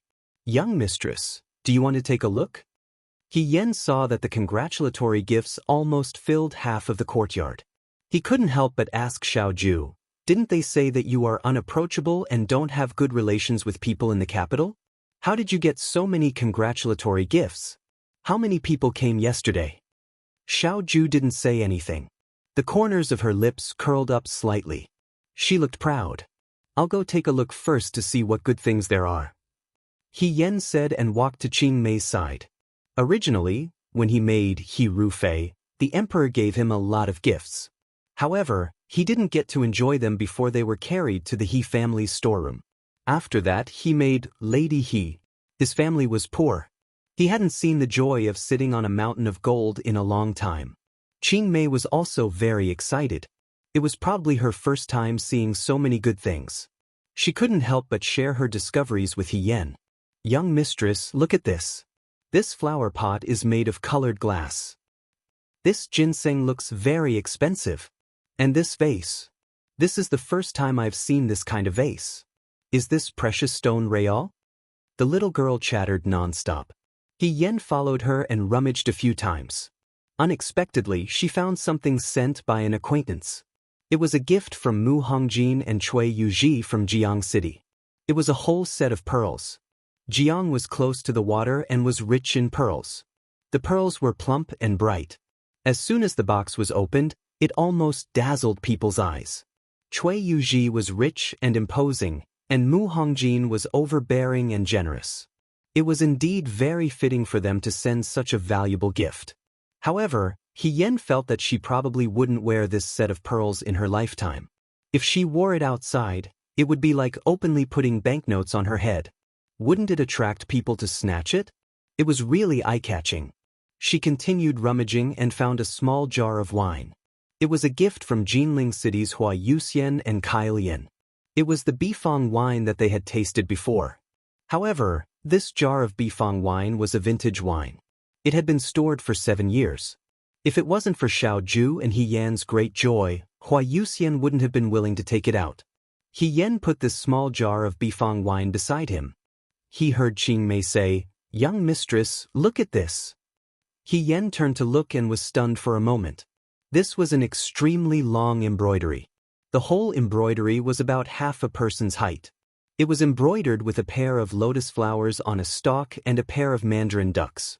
The embroidery was particularly uniform, and the color was gorgeous and bright. It was definitely not an easy task to embroider such an embroidery. Even if many embroiderers worked day and night, it would take them more than a month to barely complete it. There was a letter beside the embroidery scroll. He Yan opened the letter. It turned out that this embroidery was sent from the Rundu. The embroiderers who embroidered this pair of mandarin ducks were the women who were captured by He Yan from Li Kuang's subordinates. The Rundu had just fought a war not long ago, and the city was desolate. It was the Rundu's county magistrate, Zhao Shiming, who found silk thread and asked those women to sew this embroidery as a wedding gift for Xiao Ju and He Yan. It seemed that those women were living a good life. He Yan was also happy for them. He kept the letter and asked Qing Mei to move the embroidery she had specially picked into his room. Then he stood up and walked to Xiaoju's side. Xiaoju waited for him to come closer and raised her eyebrows slightly. Are you satisfied? He Yan shook his head. What's not satisfied? Military Governor Xiao, everyone gives a wedding gift. Why don't you give me one? He Yan said deliberately. She was just joking, but Xiaoju said calmly, how do you know that I don't have a wedding gift? He Yan was stunned for a moment and asked tentatively, don't tell me you really prepared a wedding gift? Xiaoju crossed her arms and looked at him. He Yan was stunned. Didn't you already give me a betrothal gift? You even gave me your family heirloom, black jade. If that's not enough, what else do you want to give me? Her heart was a little flustered. Could it be that in this lifetime, this title of femme fatale was really going to be worn on her head and couldn't be removed? God, she didn't do anything. Xiaoju pursed her lips and walked to the other side. He Yan hurriedly followed. Xiaoju, what exactly do you want to give me? As they walked, something suddenly blocked their path. He Yan looked down and saw a yellow dog biting the flower bead on her shoe. Mao? He Yan had temporarily entrusted Mao, who had escaped, to Xiaoju after investigating the He residence the night before. He didn't expect that Mao, who had only stayed in the Xiao family for a short period of time, had already become rounder. The tuft of hair on its head had been tied into a chirp by someone with a red string, which was particularly festive. It was so different from before that He Yan almost didn't recognize it. Mao saw He Yan looking down at him and barked at her excitedly. Unfortunately, there was no sound. He pounced on the courtyard and rolled around, biting his tail as he turned around. He Yan was speechless for a moment. This dog really didn't treat him as an outsider. He had gotten used to it so quickly. However, it was clear that he was very satisfied with his life here. He thought that it wouldn't be long before he could be comparable to the pig named Tang Yuan. I found the new house where your father and brother are living. Xiaoju's voice came from beside him. He Yan turned around. Didn't Lin Shuanghe say that it would take a few more days? He's very busy, how could he have time to help you? Xiaoju said calmly. I've already asked someone to help move. They should be able to move in 2 days. So fast? Where is it? It's 1 street away from the Xiao family. He Yan grabbed her sleeve. Wait, you said 1 street away from the Xiao family? Xiaoju looked down at her. You don't like it? It's not that I don't like it, it's just... He Yan's mind was in a mess. It's close to the Xiao family. You can go back any time in the future. If Dad and Yunsheng want to visit you, it's also very convenient. Xiaoju frowned. You don't seem to be satisfied. He Yan looked at her and did not say anything. A married girl would be gossiped about if she went back to her mother's house every few days. In her previous life, when she married into the Su family, from the time she was married until she drowned, she had only returned once to visit her parents. However, she didn't have any reason to go back in her previous life. He Yan did not expect that Xiaoju would buy the house directly opposite the Xiao family. If this were to spread, he didn't know what people would say about him. For example, those gossiping idlers might push all the blame onto He Yan. The title of a bride who didn't know the rules and betrayed the orthodoxy would most likely fall on her. However, He Yan wasn't angry at all. He was even happy. If you don't like it, I like it very much, she said crisply. You don't seem to think so. Xiaoju looked at her suspiciously. He Yan grabbed his sleeve and held his arm. Xiaoju, I'm so touched. You've taken care of my father, my brother, and even my dog so well. Could it be that God saw how miserable I was in my previous life and sent you to me in this life? Xiaoju was speechless for a while. Then, she said, so taking care of your dog will make you feel touched? You can't say that. He Yan looked at Mao who was playing in the yard. Her heart was filled with emotions. But I didn't expect you to be such a nice person. There were many rumors in the world that could not be trusted. The so-called heartless, cruel, and merciless were all false rumors. In her previous life, she was a careful wife. Others told her that she had to be filial to her daughter, virtuous as a wife, and a mother. She had to be quiet and chaste. She had to be disciplined. She had to be shameless. She had to be gentle. She had to be tolerant. She had to be respectful. She had to be virtuous. She didn't know who was the first person to put these shackles on a woman. But it seemed that these virtues had been passed down for thousands of years. Everyone took it for granted. Everyone was like this. But Xiao Ju had broken these shackles from the beginning. She didn't know that being a wife could be like this. She was free and carefree. Xiao Ju's posture was tall and straight. Hearing this, his other hand pulled down He Yan's hand that was holding his and then covered it with his own palm. The moment their fingers interlocked, it was as if a small snowflake had landed on his heart. It flew past quickly, leaving behind a slight itch. "You don't have to be touched," he said calmly. "After all, when you are unhappy, your husband will use his skills to make you happy. He Yan, he can't accept anyone else. He only loves you." He Yan. This time, she was sure that Xiao Ju was indeed the number one in the Xianchang mansion. She had only said it once in Jiang. She had forgotten it herself. But Xiao Ju still remembered it word for word. She held Xiao Ju's hand. It was as if she wanted to hold his hand until the end of time. She smiled and replied, "That can't be helped. A strong woman is afraid of a persistent man." Chapter 250. The new year in Shuo capital was a double blessing for the Xiao family, but for some families, it was like adding fuel to the fire. In the crown prince's residence, the Guangyan sat in his study, his face full of anxiety. After Su Jingfu fell, although a portion of the Su faction went to Chu Zhao, Emperor Wenxuan's revenge was fierce and had lost many of his men. All these years, he did not have much ability and relied on Empress Zhang's family and Prime Minister Su's connections to stabilize his position as the crown prince.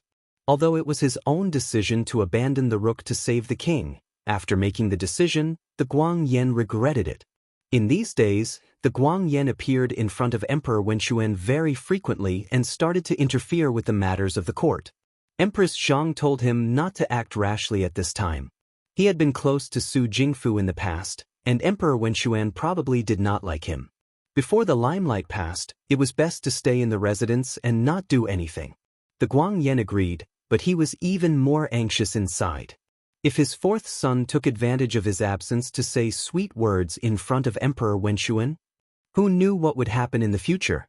Now that Xiao Huijin's power was growing, how could he fall behind at this time? Just as he was thinking, a servant came in and reported, "Your Highness, someone wants to see you."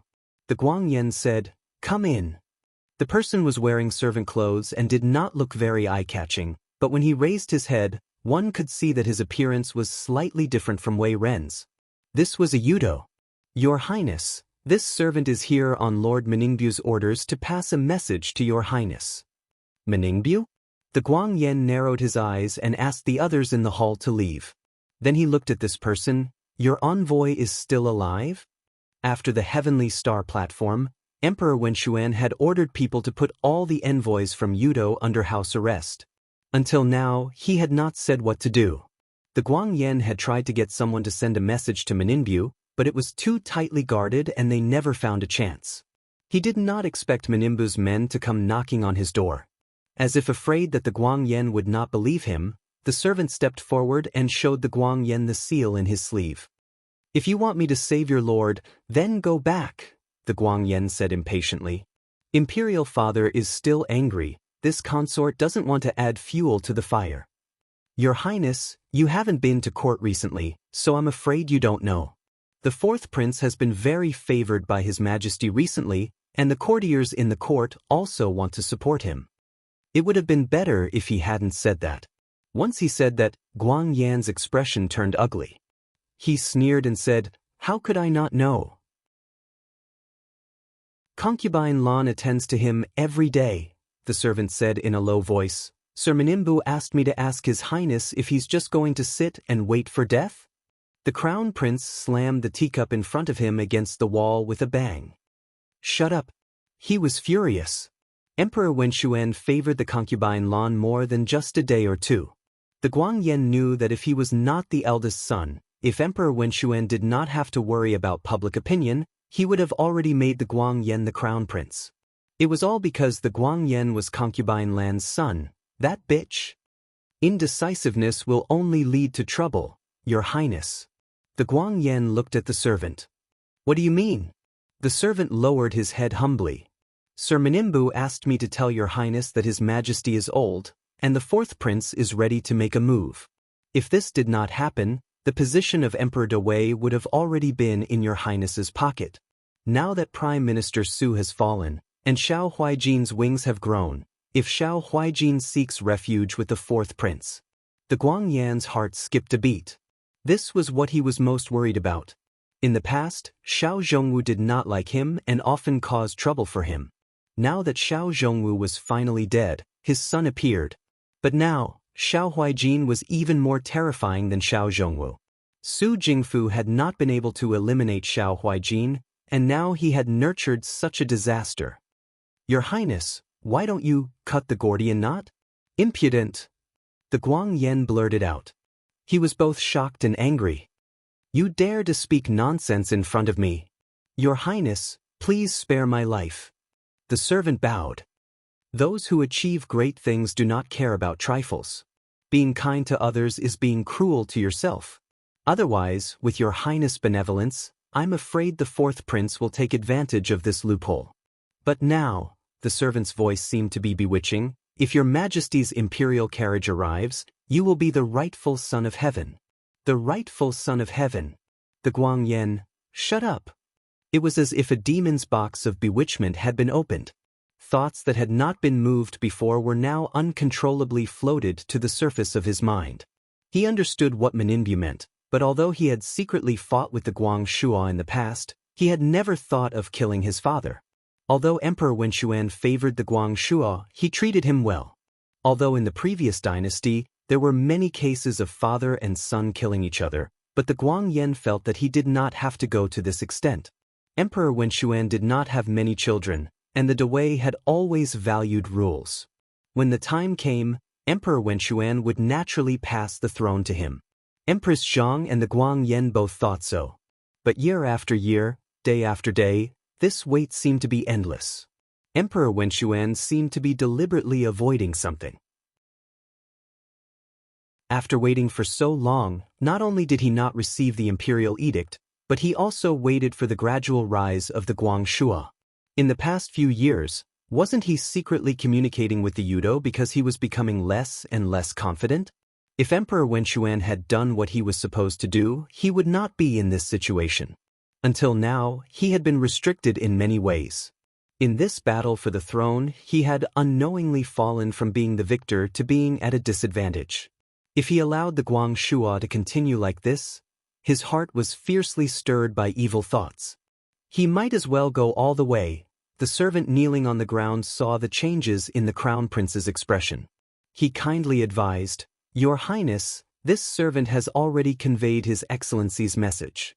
Your Highness should consider it carefully. As long as you can sit in that position, everything you do now will be worth it. Since ancient times, which one of those who achieved great things did not shed blood on the road? Your Highness, please reconsider. The Guangyan was provoked by his words and became impatient. He reprimanded, All right, this prince knows. Get out. Just like when he came, the servant quietly left. The Guangyan looked at the broken pieces of the teacup on the ground. A trace of haze gradually crept into his eyes. After a while, he seemed to have been awakened and hurriedly left the hall. After the Guangyan left, the servants of the crown prince's residence came in to clean up the debris on the ground. A beautiful servant walked out from the back of the hall and smiled gently, Let me do it. Miss Xiang. The servant did not dare to fight with her. Everyone knew that the most favored servant in the crown prince's residence was this servant called Xiang. The crown prince had once argued with the crown princess because of her. However, Xiang had a gentle personality and never gave the servants any face. She got along well with the other servants. Xiang half knelt and gently picked up the broken pieces on the ground. Her expression was as gentle as ever. Her long eyelashes drooped down to hide the strange emotions in her eyes. Meningbu's people actually instigated the crown prince to kill the emperor? At this juncture, it was not a good time. The Chu residence at night was excessively quiet. Ever since Prime Minister Su fell from power, the three legitimate sons of the Chu family who were originally afraid of Chu Zhao gradually became arrogant. Chu Zhao did not have Su Jingfu's support. Even though he was still an official in the court, who knew how long that would last? Perhaps one day Emperor Wen Xian would blame Chu Zhao for his resentment towards Su Jingfu.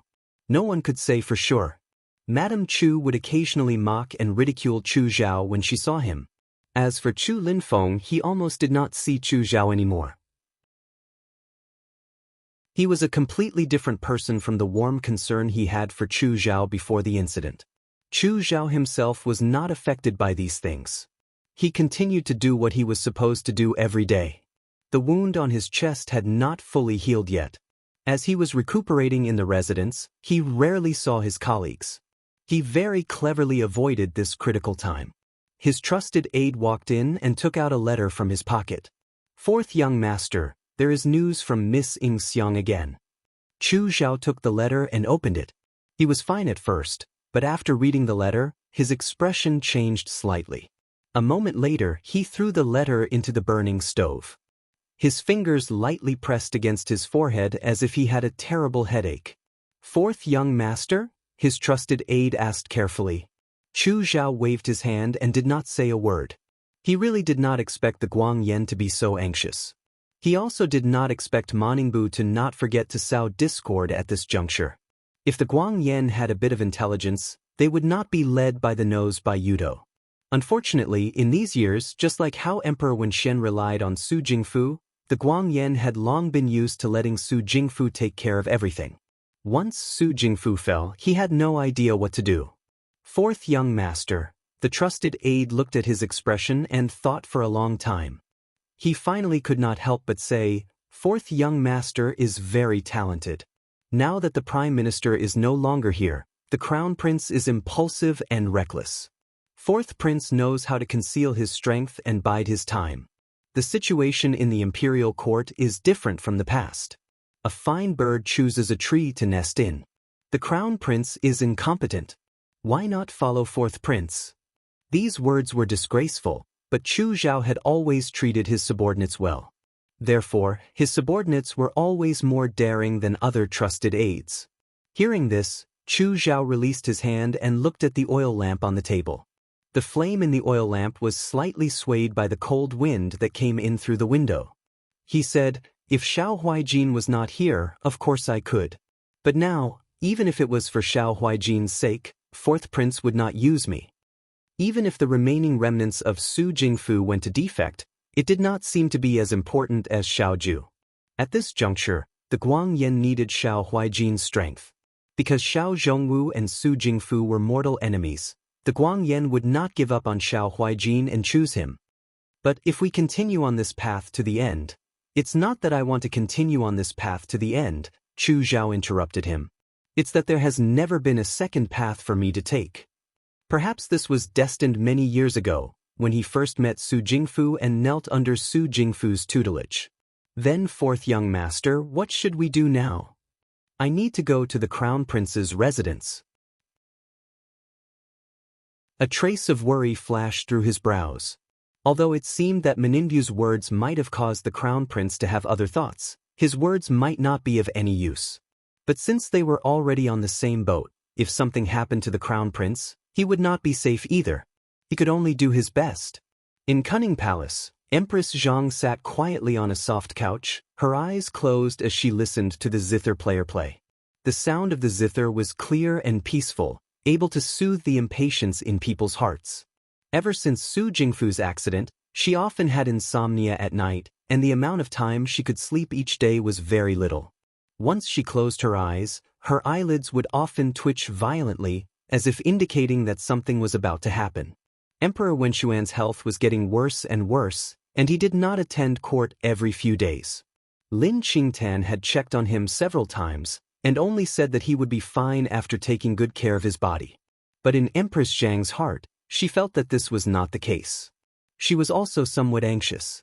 Prime Minister Su's fall was something that no one had expected. Although everyone knew that there would be a battle between Su Jingfu and Xiao Ju. But no one expected that Xiao Ju would use troops on the border battlefield and use magic in the court. Evidence after evidence nailed the opponent to death on the board.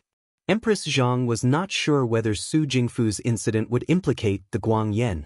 Sometimes, Empress Zhang felt that she could see through her husband, Emperor Wenxuan, but sometimes, she felt that she did not know him at all. Back then, Emperor Wenxuan was still the crown prince, but he relied on the fact that he was the legitimate son who crawled out of the late empress's womb to obtain the position of crown prince. As the daughter of the prime minister, Empress Zhang had many fantasies about her husband before she married him. But when she became the crown prince's consort, she realized that her husband was just an ordinary man who was obsessed with poetry and singing every day and indulged in pleasure. He had no ambition, no political talent, and no natural domineering aura of the royal family. If his identity was removed, he would be no different from the ordinary men on the street. Empress Zhang was an ambitious woman, but her ambition had always been satisfied too smoothly. Because her husband, who was the emperor, was too mediocre, she did not even have the interest to be jealous in the imperial harem later on. Just like Emperor Wenxuan's ordinary and stable life, as long as her son, Guangyan, ascended the throne in the future, she would be the Empress Dowager, falling from one supreme position to another. Empress Zhang had always thought this way, until Concubine Lan appeared. Emperor Wenxuan doted on Concubine Lan very much. Originally, Empress Zhang did not care about the emperor's favor. There were countless new beauties entering the palace every year, so it was not worthwhile for her to fuss over each one. But Emperor Wenxuan's love for Concubine Lan actually contained a bit of sincerity. This was very annoying, especially when Concubine Lan also gave birth to a son. Over the years, Empress Zhang had tried to get rid of Concubine Lan and her son, but this seemingly docile and uncompetitive woman was exceptionally cunning, and she avoided disaster every time. Guangyan unexpectedly grew to adulthood safely. If it was not for the tactful Guangyan, who had been avoiding the crown prince, Empress Zhang would not have let it go. As long as the Guangyan's position was not shaken, it was fine to let the mother and son live a little longer. That was what she thought, but this delicate balance was instantly broken after Su Jingfu's death. Empress Zhang smelled a trace of danger. The sound of the zither suddenly cut through a note, and a palace maid came in to report, "Empress, His Highness the Crown Prince is here." Empress Zhang opened her eyes, and Guangyan walked in from outside. "You can all leave." She waved her hand, and the zither player and palace maid retreated. Empress Zhang looked at the approaching Guangyan and couldn't help but complain. "Didn't I tell you not to enter the palace during this time to avoid causing trouble? You're good, as if you're afraid that it's not chaotic enough. Why did you come to this empress's place?" "Imperial Mother," the Guangyan looked at her somewhat anxiously, "if you don't let this son enter the palace, how would this son know that the palace is about to sink into the Guangyan's world?" "What nonsense are you talking about? Who told you?" Empress Zhang sat up slightly, looking nervous. "You don't need to know who told me." The Guangyan asked, "Is Imperial Father's health not good?" "Imperial Mother, did Imperial Father not reveal any information about the Crown Prince to you?" This son heard that Guangyan went to Imperial Father's bedside every day to talk to him. Who knows what kind of clever words he uses? He said hatefully, "If he coaxes Imperial Father until he's dizzy, then wouldn't my efforts be in vain?" "Shut up!" Empress Zhang shouted harshly. Looking around and seeing that there were no servants around, she let out a sigh of relief and said angrily, "It's fine if you don't watch your mouth, but you don't know how many pairs of eyes in the palace are watching."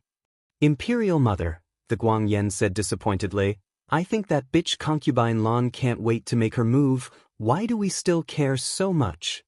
When the Concubine Lan was mentioned, Empress Zhang's expression became ugly. She had been conceited all her life, boasting that no one in the harem was her match. Even if Emperor Wenxian doted on the Concubine Lan, all these years, the Concubine Lan still had to behave in front of her with her tail between her legs. But the recent situation had broken her original thinking. That woman wasn't just not fighting, she was scheming for something big. All these years, she had been cautious in front of her. Originally, she was just putting on an act, But when the time came, she showed her true colors. What was laughable was that she had been fooled by her. Seeing the change in Empress Zhang's expression, the Guangyan licked his lips impatiently and suddenly said, "Imperial Mother, I don't want to wait any longer." Empress Zhang came back to her senses, looked at him and asked, "What do you want to do?" "Now that Su Jingfu is dead, Imperial Father must hate me, plus that bitch concubine Lan said something in front of Imperial Father. If this continues, Imperial Father will definitely make the Guangyan the crown prince. I can't let this happen. You want to, as long as Imperial Father is gone now," the Guangyan's eyes flashed with a trace of madness, "the throne should be mine." Empress Zhang subconsciously covered his mouth. "Do you know what you are saying?" "Of course I know." The Guangyan said in a low voice, "Imperial Mother, think about it. If Guangyan becomes the emperor, what will happen to me? Imperial Mother, what will happen to you? If Imperial Father really cared about me, he would have passed the throne to me long ago. Since he is heartless to me, don't blame me for being heartless. At worst, when I become the emperor in the future, I will burn a few more incense sticks for him every year." Empress Zhang was shocked and angry, but before she could say anything, the Guangyan's legs went soft, and he knelt in front of her and begged, "Imperial Mother, please save this son, help this son to achieve great things." Her expression was uncertain, and she didn't say anything for a while. After a long time, she sighed and said, "Let me think about it." But from her eyes, it was obvious that she had compromised. Chapter 251. After the end of the year, although it was the beginning of the new year, the snow did not stop. It snowed for an entire night, and the courtyard was covered in a layer of white frost. When Yen woke up, Xiaoju was no longer there. Strangely enough, she wasn't originally a lazy person. When she was living in a shared bunk in Liang province, she was the only one who woke up before the sun rose among all the men in the house. Perhaps it was because Xiaoju's bed was especially soft and warm, but she slept soundly at night and woke up later in the morning. Or perhaps it was because Xiaoju woke up too early. Anyway, when she woke up, there was no one around her. Yen rubbed his eyes and sat up. He lifted the blanket and got out of bed. After a simple wash, he put on an outer robe and opened the door. As soon as he opened the door, he saw a cold light. Xiaoju was practicing swordsmanship in the courtyard. This person understood the principle of not practicing for 3 days. Even though he was not in the Liang province guards, he did not stop his daily training. Yen leaned against the pillar and looked at him. At the same time, he wanted to see where Xiaoju's swordsmanship had improved over the years. It was cold in the morning, but Xiaoju only wore a layer of cream clothing. When he wore dark clothing, he was cold and collected. When he wore light clothing, he was especially bright and elegant. It reminded people of the beautiful youth who was always ranked first in the Xian Changguan. Xiao family's courtyard was very large. Other than the pomegranate tree outside Xiaoju's study window, there was no other vegetation. The empty ground was very suitable for practicing swordsmanship. With a sweep of the sword, the snow in the courtyard was sent flying by the sword qi. The body of the autumn drinking sword was sparkling and translucent. It made people feel as if they were in a painting. Yen looked and looked, and his own hands began to itch. He walked back into the room and grabbed the green jade hanging on the wall. Ever since she took the green jade from Hirufei, she had cleaned it many times, but she had never used it once. There were really no occasions where she could use it. After all, Shuojing was not a battlefield. She could not draw her sword and fight with others at any time. However, today was just the right day. Since Xiaoju was also practicing the sword, he might as well see if the gap between the first place of the Virtuous Prosperity Hall and the last place of the Virtuous Prosperity Hall was still as insurmountable as before. Yen took off her cloak and took Qing Lang with her. With a chuckle, she walked out of the door. Xiaoju's back was facing her. She suddenly pulled out her sword and stabbed towards Xiaoju's back. She called out, "Xiaoju, let me test your sword." The young man abruptly turned his head, and the autumn wine in his hand met with Qing Lang's, producing a crisp sound. In the next moment, both of them took a few steps back. Xiaoju looked at her and raised her eyebrows slightly. A sword duel. You don't dare? He Yen lightly tapped the ground with the tip of his toes, laughing loudly as he charged towards him while brandishing his sword. I'll keep you company. His voice also carried a layer of warmth, sounding especially pleasant in the snowy morning. Qing Mei was holding a broom. When she came out, she saw the two of them practicing the sword in the courtyard. She was momentarily stunned. Although she knew that He Yen was powerful, she had always heard about it from others. She had never seen it with her own eyes. Now that she saw He Yan's sword move so smoothly, she was both amazed and nervous. She muttered, "Young master, you have to be merciful. Our young madam's body is delicate and weak." Fei Nu just happened to walk in from outside. Hearing this, she could not help but glance at He Yen. He Yen was tilting his head to avoid Xiao Ju's autumn wine. He kicked a pomegranate tree trunk in the courtyard, borrowing the force to fly back. That kick seemed casual, but the entire tree trunk trembled slightly, causing the snow to rustle and fall to the ground. He withdrew his gaze. He really could not see where the words delicate and weak came from. He Yen turned his head to look at Xiao Ju. It was a very pleasant thing to compete with Xiao Ju. This person's swordsmanship was already excellent back then. Now, after many years, it became more and more exquisite. It was a little similar to He Yan's own swordsmanship. After all, her swordsmanship was taught by Xiao Ju at the beginning. Until now, there were still some traces of the original swordsmanship.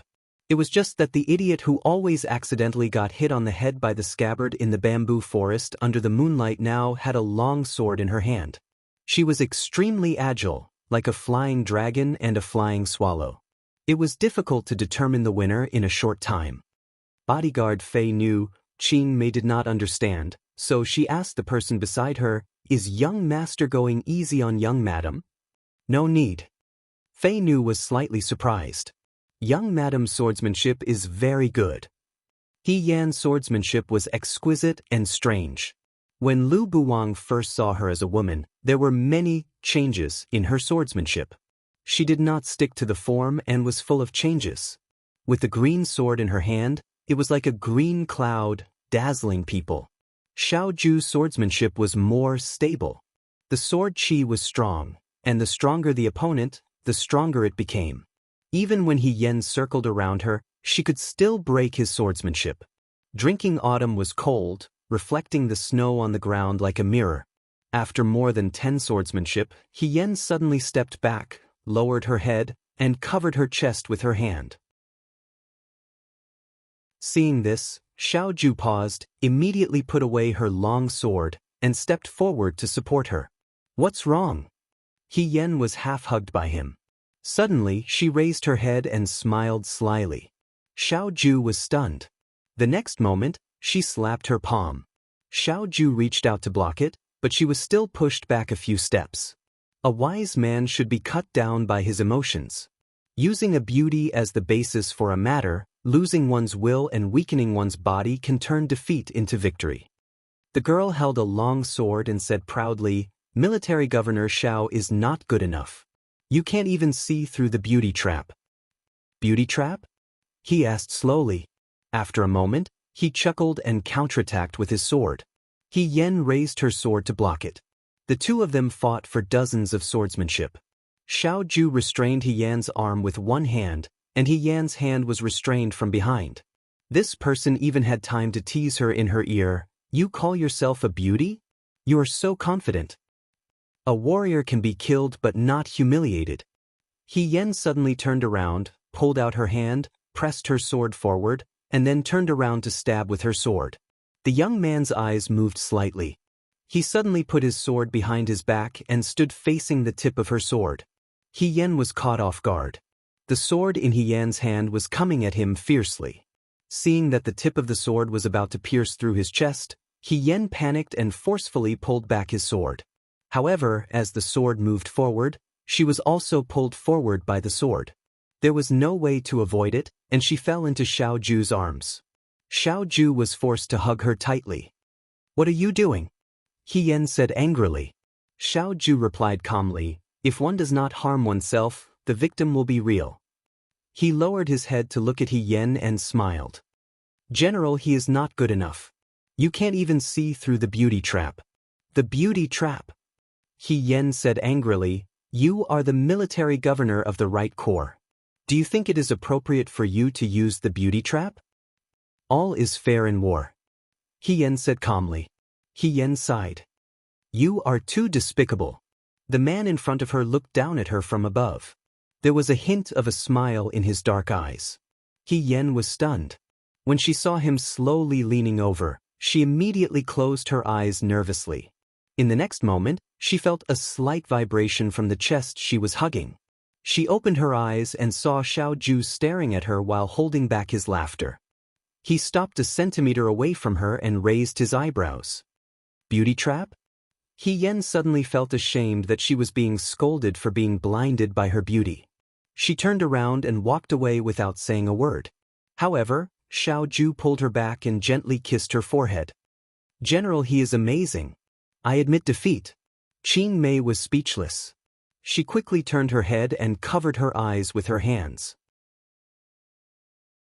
She whispered, why did he suddenly? Qi Wu didn't know when he came over and how long he had been watching. He frowned and said, how is this a sword duel? This is clearly flirting. Young masters really? How can he treat Inqiu like this? When Qin Mei heard this, she seemed to have just noticed Qi Wu. When she saw Qi Wu, she remembered what He Yen had said to her on New Year's Eve at the He family. She didn't say a word and walked out with her broom. She didn't even look at Qi Wu. Qi Wu was puzzled. He asked Fei Nu, I didn't provoke her, right? What happened to her? Fei Nu was speechless. He patted Qi Wu's shoulder, didn't say anything and left as well. That morning, a guest came to the crown prince's residence. When Chu Zhao was welcomed into the palace, Ying Xiang was kneeling on the floor and pouring tea for the Guangyan. When the Guangyan saw Chu Zhao, he only glanced at him and said, what are you doing here? The Guangyan didn't dislike Chu Zhao, but he didn't like him either. When Su Jingfu was still alive, it was fine. After Su Jingfu died, the Guangyan looked at Chu Zhao and all the dislike he had for him came out. However, when it came to what Chu Zhao had done to offend him, it was still fine. After thinking about it, the Guangyan just didn't like his lowly background and overly handsome appearance. To share your highness burden. The Guangyan smiled and said, share my burden? He slowly sat up straight and looked at Chu Zhao. If you go and kill that idiot Guang Shua now, you will share my burden. The Guang Shua had been staying in the palace recently, and the imperial bodyguards never left his side. The Guangyan's words were spoken in anger. Is your highness anxious? Chu Zhao didn't get angry and asked gently. Chu Xilan. The crown prince waved his sleeve impatiently. Su Jingfu is dead, and now it's his turn to teach me how to do things? Chu Zhao said, this subject only wishes for your highness to be well. Then don't talk nonsense. The crown prince seemed to have expected what he was going to say. He stared at him with a heavy gaze. Don't forget your identity, Chu Xilan. If something really happens to me, you won't be able to escape. Don't think about escaping unscathed.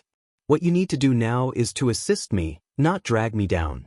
As for those preachings, put them all away.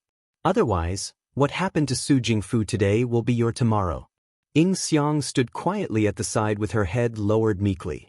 If one looked closely, one could see her slightly pale fingertips. Go back. The Guangyan stood up impatiently. Don't hang around in front of me. It's annoying. After a moment of silence, Chu Zhao's expression didn't change. He stood up with a smile and bowed. Then, this subject will take his leave. Wait. The Guangyan suddenly stopped and looked at Ying Xiang. He said meaningfully, Ying Xiang, send forth young Master Chu off. Ying Xiang's body stiffened, and she replied gently, yes. She walked in front of Chu Zhao and whispered, let's go, forth young master. The two of them walked out of the hall together. Although it was sunny today, it was still very cold. His foot stepped on the ground, leaving a thin footprint. Did Meninbu's men come again these few days? Chu Zhao asked softly. Yes, Ying Xiang replied. Last night, when the crown prince returned from the palace, those people came again. The two of them walked one after the other, just one step away from each other.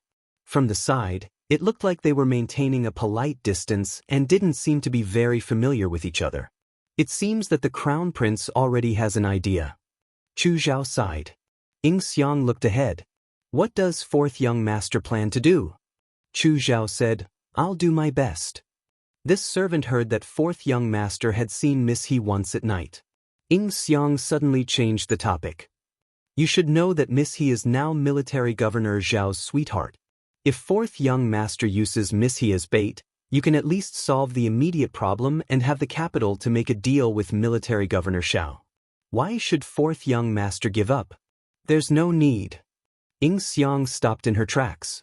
Chu Zhao saw her like this and turned back to look at her. Fourth young master once told this servant that Miss He would become military governor Zhao's weakness.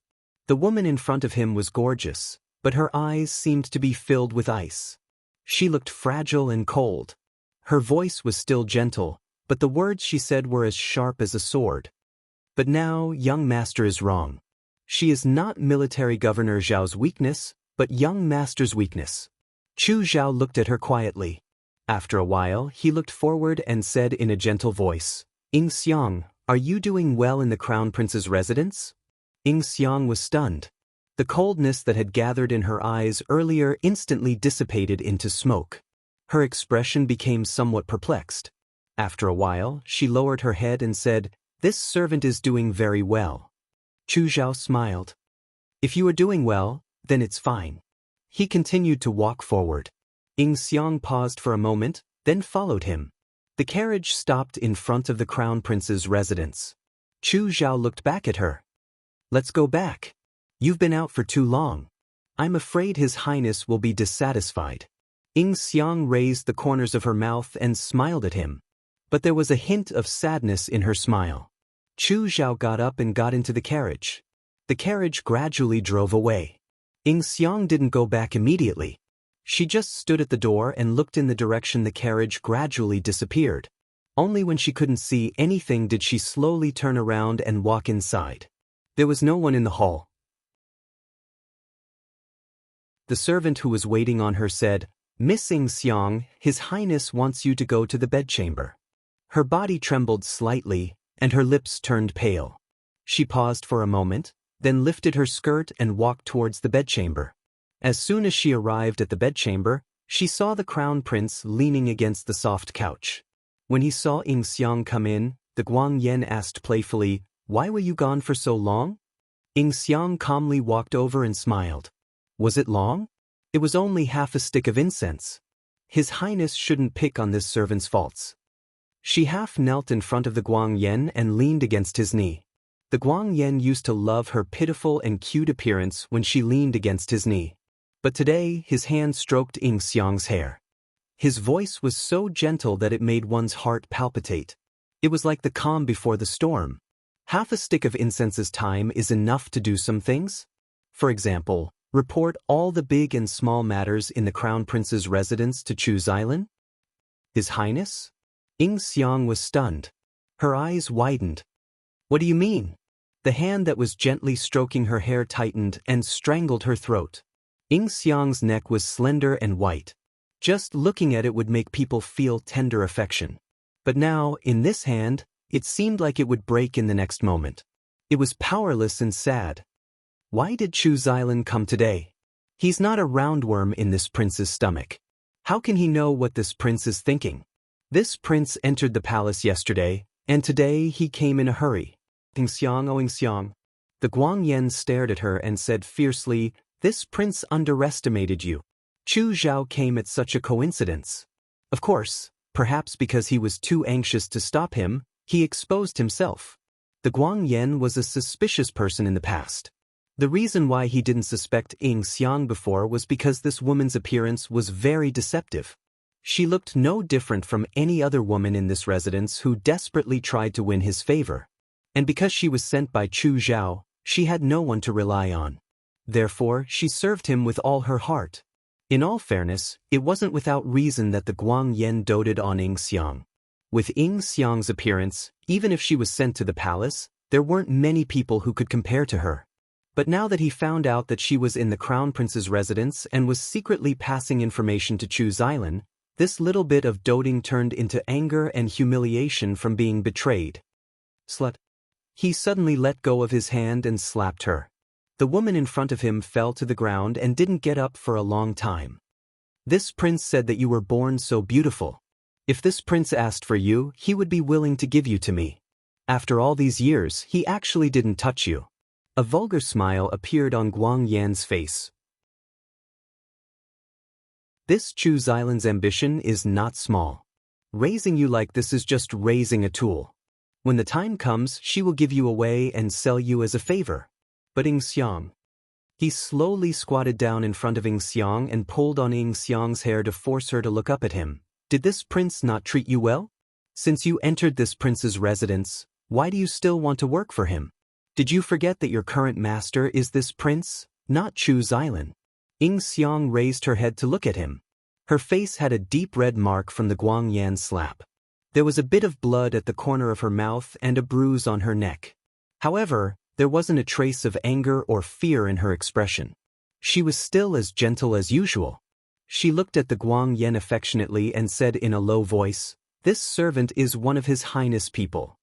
It was hard to imagine that such a beautiful and charming woman didn't have the same arrogant, domineering, and willful personality. Instead, she was like a helpless white rabbit, always pitiful and submissive. The Guang Yan let go of her hand and she fell down again. She was kicked in the heart again. Even at this time, you are still pretending in front of this prince. You are loyal and devoted to Chu Xilan and have deep feelings for him. However, it seems that he doesn't treat you as well as you treat him. The Guang Yan stood up and said in a sinister voice, "Tell me, if this prince kills you, will he avenge you?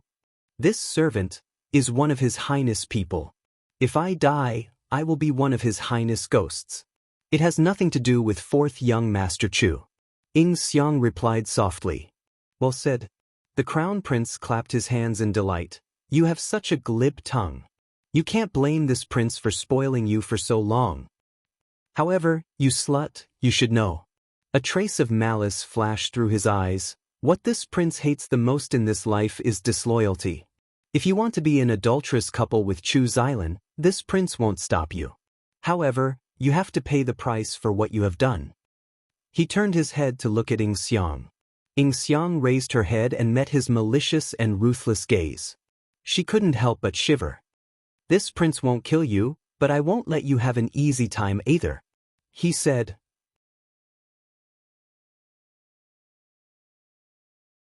Chapter 252. After the beginning of spring, it no longer snowed in Shu'a capital. Instead, it drizzled endlessly, as if there was no end to it. Within the palace, there was no joy of the new year. Emperor Wenshuan's illness was becoming more and more serious, and the expressions of the palace servants were gloomy. Even the spring rain was dyed with a layer of gloominess. The door to the bedchamber was opened, and the fourth Prince Guang Shu'a walked out from within. These days, he had been visiting Emperor Wenshuan very frequently. Emperor Wenshuan had always doted on this son of his, and the palace servants did not find it strange. Although they did not dare to openly discuss it, the palace servants secretly thought to themselves that although the Guang Yan was the crown prince, it was hard to say who would inherit the throne in the future. In the bedchamber, Emperor Wenshuan lay on the bed, staring at the bright yellow curtains on the dragon bed. In the past few days, he had told concubine Lan not to come here every day. It was not for any other reason, but because he was afraid that outsiders would see it and spread rumors. People's hearts were hard to predict. If it was in the past, it would not be a problem. However, now that he could not even attend court, he was afraid that he would not be able to protect concubine Lan and her son as well as before. Thinking about Guang Shu'a, Emperor Wenshuan sighed in his heart. Guang Shu'a was extremely good. He had both ability and integrity, and was also filial.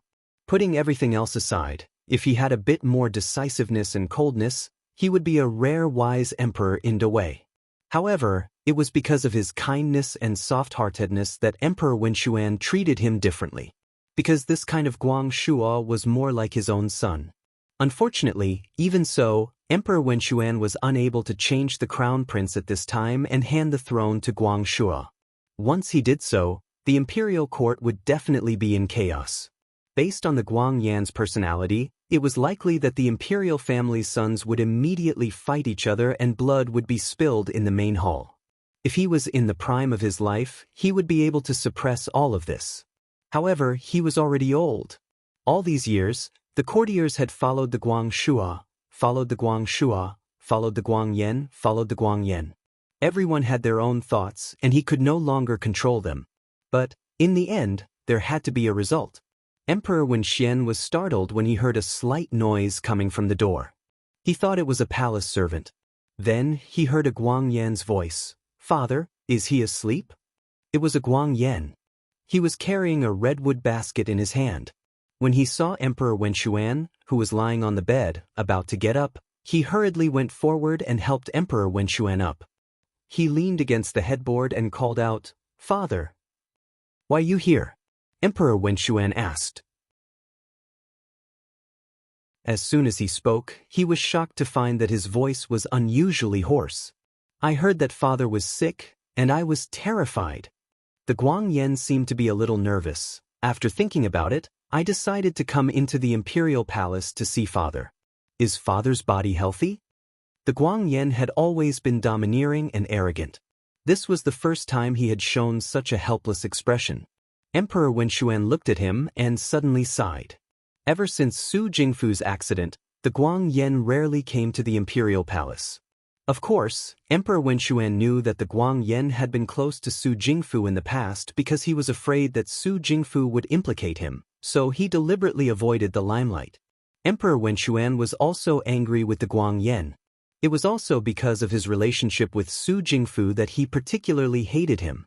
However, the Guang Yan was his son, and he did not have many sons.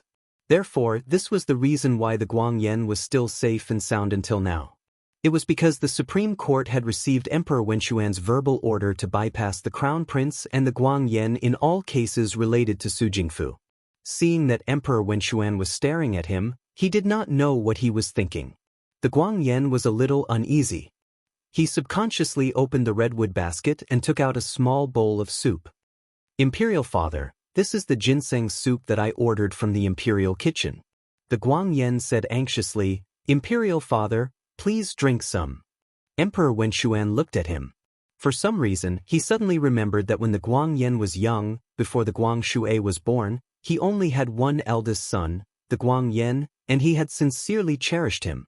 At that time, the Guang Yan was only 4 years old. He was not as cruel and ruthless as he was now. He was still a small child. Empress Zhang gave the Guang Yan a bowl of sweet soup. The Guang Yan could not bear to eat it. He carried the bowl all the way from Cunning Palace to the imperial study. The wet nurse who chased after him knelt down in fear and begged for mercy. Emperor Wenshuan held the Guang Yan on his knees and asked with a smile, "Why did you bring this bowl to me?" "Imperial Father," the child could not speak clearly. He struggled to raise the bowl to his mouth. "This is delicious." "Imperial Father, please drink some." When Emperor Wenshuan heard this, he laughed heartily. "You are so young, but you still think about me. I did not dote on you for nothing." Emperor Wenshuan had already forgotten the taste of that bowl of sweet soup. The laughter seemed to have come from yesterday, but in the blink of an eye, the Guang Yan had already grown up. He was no longer the child who would hold a bowl to his knees and act coquettishly. He was also at a loss. After so many years, what exactly did he do wrong to cause the situation today?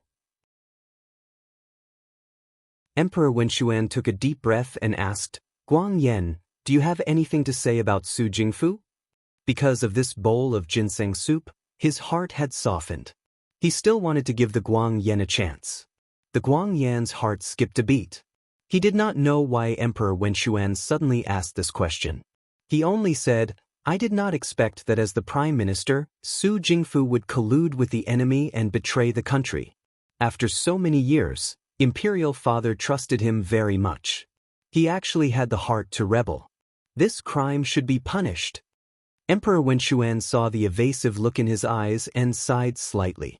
He shook his head and said, "When I was young, I read that a scholar is in charge of governing an official.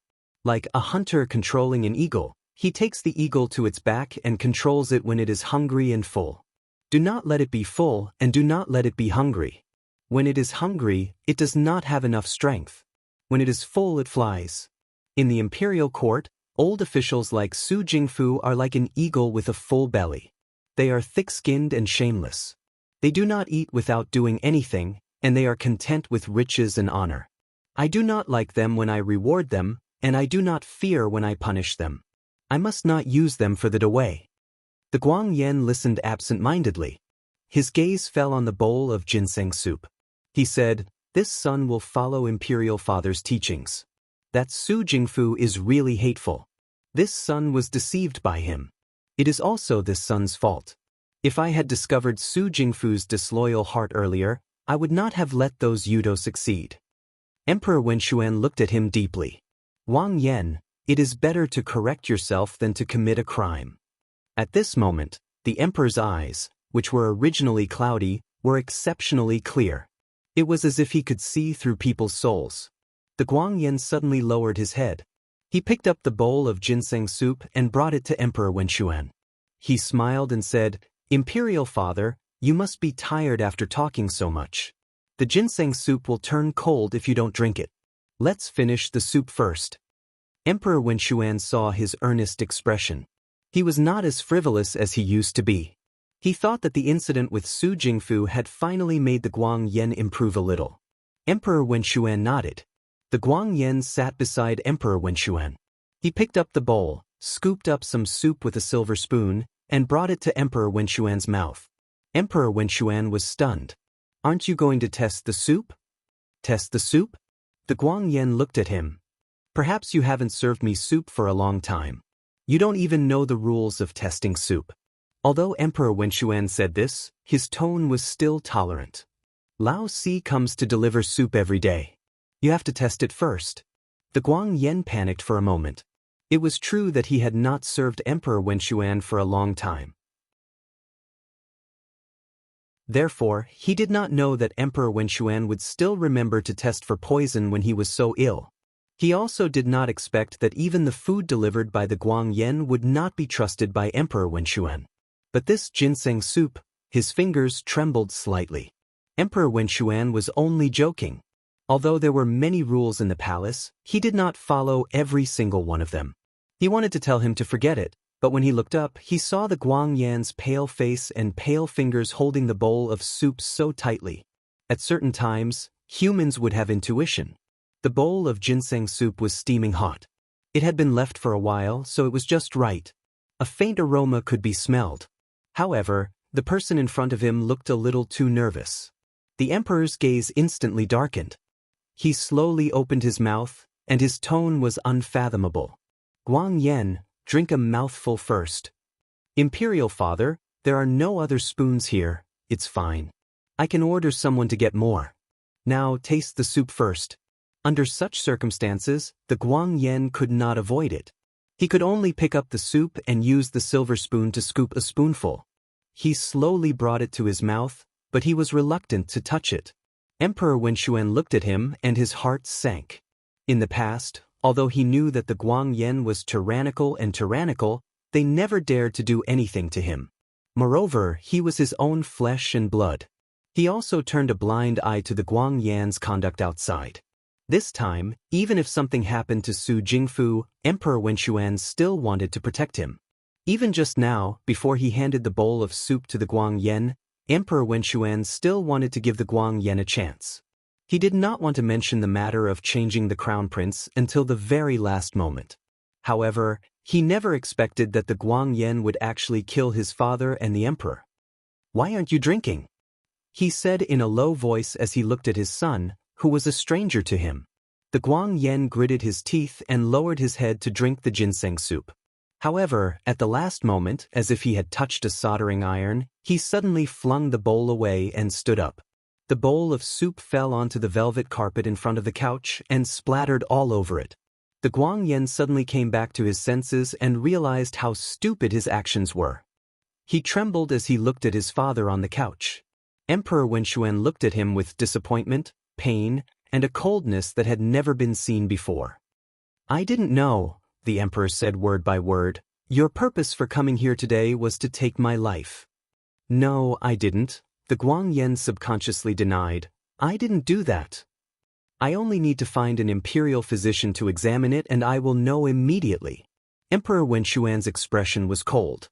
He stood up and was about to get off the couch when he shouted, "Someone, Imperial Father!" The Guangyan rushed over and covered his mouth. He said anxiously, "I didn't." Emperor Wenxuan's health was not good these days. After being pounced on, he fell directly onto the couch. The Guangyan took the opportunity to sit on him. He glanced at the cotton pillow on the couch and grabbed it without thinking. He tightly covered Emperor Wenxuan's mouth and nose. There was only one thought in his mind: I can't let Emperor Wenxuan say anything. The person under him struggled with all his might, but how could an old and sick person compare to a person in the prime of his life? The more he struggled, the more ferocious the Guangyan's expression became. He almost pressed his entire body weight on Emperor Wenxuan and pressed the cotton pillow as if he was pressing a dying fish. He said in a short voice, "Don't shout. I told you not to shout." The fish that was thrown into the desert from the swamp desperately swayed its body, hoping for a chance to live. Its scales were flung around until the scorching sun dried the fish's eyes. It was completely lifeless. After an unknown amount of time, the struggling under him gradually stopped. The Guangyan's forehead was covered in sweat. He suddenly released his hand and pulled the cotton pillow away. Emperor Wenxuan was lying on his back. His face was purple and his pupils were dilated. Under the dim light of the bedchamber, he looked like a demon. The Guangyan was shocked. He fell off the couch and sat on the ground. He could not help but take 2 steps back. After a long time, he came back to his senses and realized that Emperor Wenxuan had really been suffocated to death by him this time. The eunuchs outside had already been sent away by him. Guangyan had come here today to poison the emperor. However, he did not expect that the bowl of ginseng soup mixed with bow poison would be discovered by Emperor Wenxuan. In the end, he was suffocated to death by him. The bedchamber was empty. The sound of the wind was like the wailing of a demon, causing a chill to run down one's spine. The Guangyan endured the fear in his heart and stood up. He walked in front of Emperor Wenxuan. He first picked up the bowl of soup on the ground and placed it back into the mahogany basket. Then he walked in front of Emperor Wenxuan's bed and helped Emperor Wenxuan to lie down on the bed. He smoothed the emperor's eyes and covered him with a blanket. Seeing his father's eyes open, the Guangyan became bolder.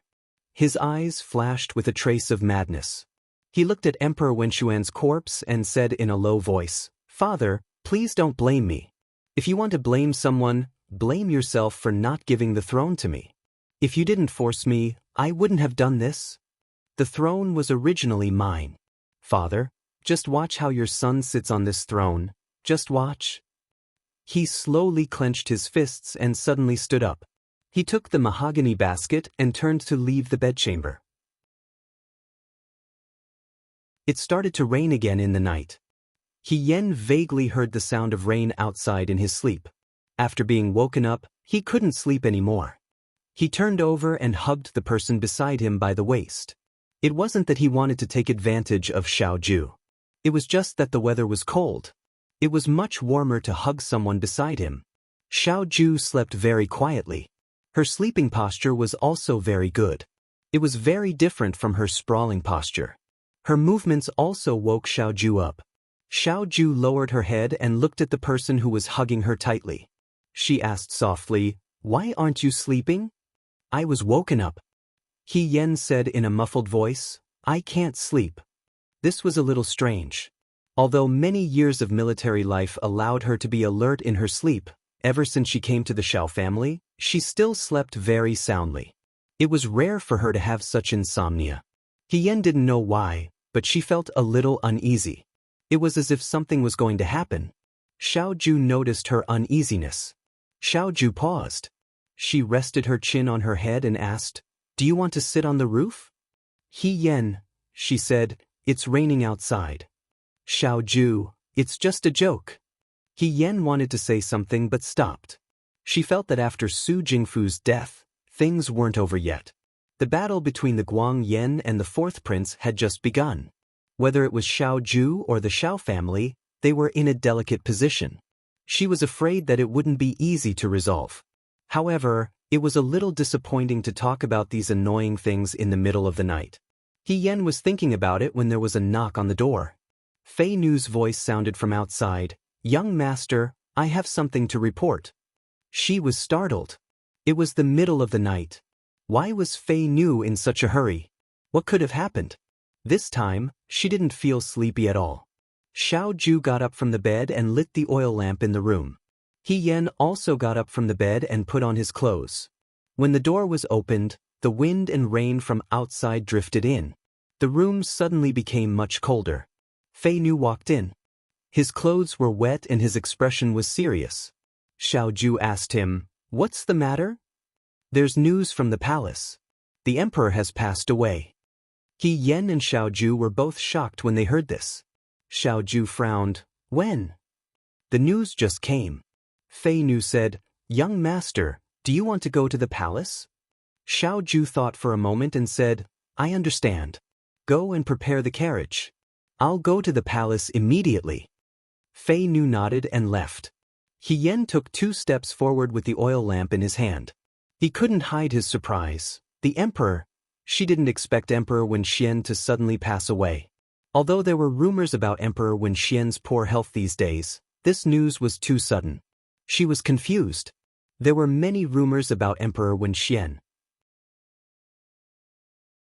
However, in He Yan's opinion, although he wasn't a wise emperor, he was definitely not a fatuous one. Xiao Ju was getting dressed when He Yan asked, "Do you want me to go to the palace with you?" Fei Nu's words were simple. No one knew what was going on in the palace. "No need. You stay in the residence." Xiao Ju said, "I'll go to the palace first to see what's going on." He Yan nodded. Although he was anxious, he knew that Xiao Ju was right. Her position was not high enough for her to go to the palace in such a situation. As the young mistress of a Xiao family, there was no reason for her to go. But Xiao Ju saw her worried expression and turned around to pat her shoulder. "Don't worry. I'll go back to the residence immediately after I see what's going on." "Xiao Ju, be careful," she reminded her. Xiao Ju got dressed, picked up her sword and went out. He Yan was no longer in the mood to continue sleeping. He walked to the window and opened it. The fine raindrops drifted into the room along with the wind outside. The table was instantly covered with a thin layer of water droplets. The wind blew on He Yan's face, causing the hazy sleepiness to disappear. His mind was incomparably clear. Although he shouldn't be thinking about such things at this time, when one thing happened, many things would follow. Before Emperor Wen Xian passed away, he didn't mention the matter of changing the crown prince. Although there was a lot of discussion in the imperial court, if there was no change, the crown prince would inherit the throne. However, everyone knew what kind of person the crown prince of Guangyan was. Although the Guangyan wasn't implicated in the Su Jingfu case, He Yan had asked Xiao Ju before. The Supreme Court had received orders from Emperor Wen Xian to protect the crown prince of Guangyan in secret. Emperor Wen Xian didn't have the heart to touch the crown prince because the crown prince was his blood. However, as the future emperor of Dawei, a despicable person who could lead a wolf into the house for the sake of power was not fit to be the emperor. The rain seemed to have no end, and so did the night.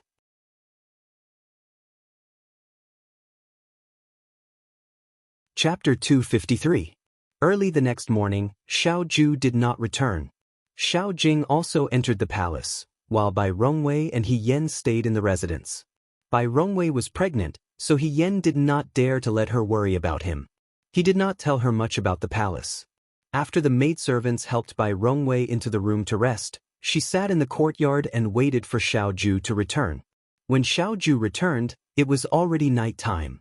The sky was completely dark, but the courtyard was already lit with lanterns. He Yan was sitting at the table, absent-mindedly reading a book. When he saw Xiao Ju return, he was covered in dew and his expression was somewhat cold. He hurriedly got up and walked over, asking, "How is it?" Xiao Ju put the wine on the table and took off her outer garment. After a moment of silence, she said, "The national funeral will be held in 3 days." "So soon?" He Yan was surprised. Not only that, before the emperor died, he left behind a posthumous edict.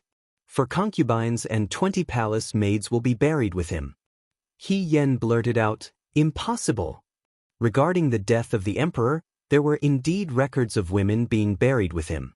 However, this rule had been abolished long before the previous emperor ascended the throne. At that time, Emperor Hezong thought that the burial of women was too cruel, so it was abolished.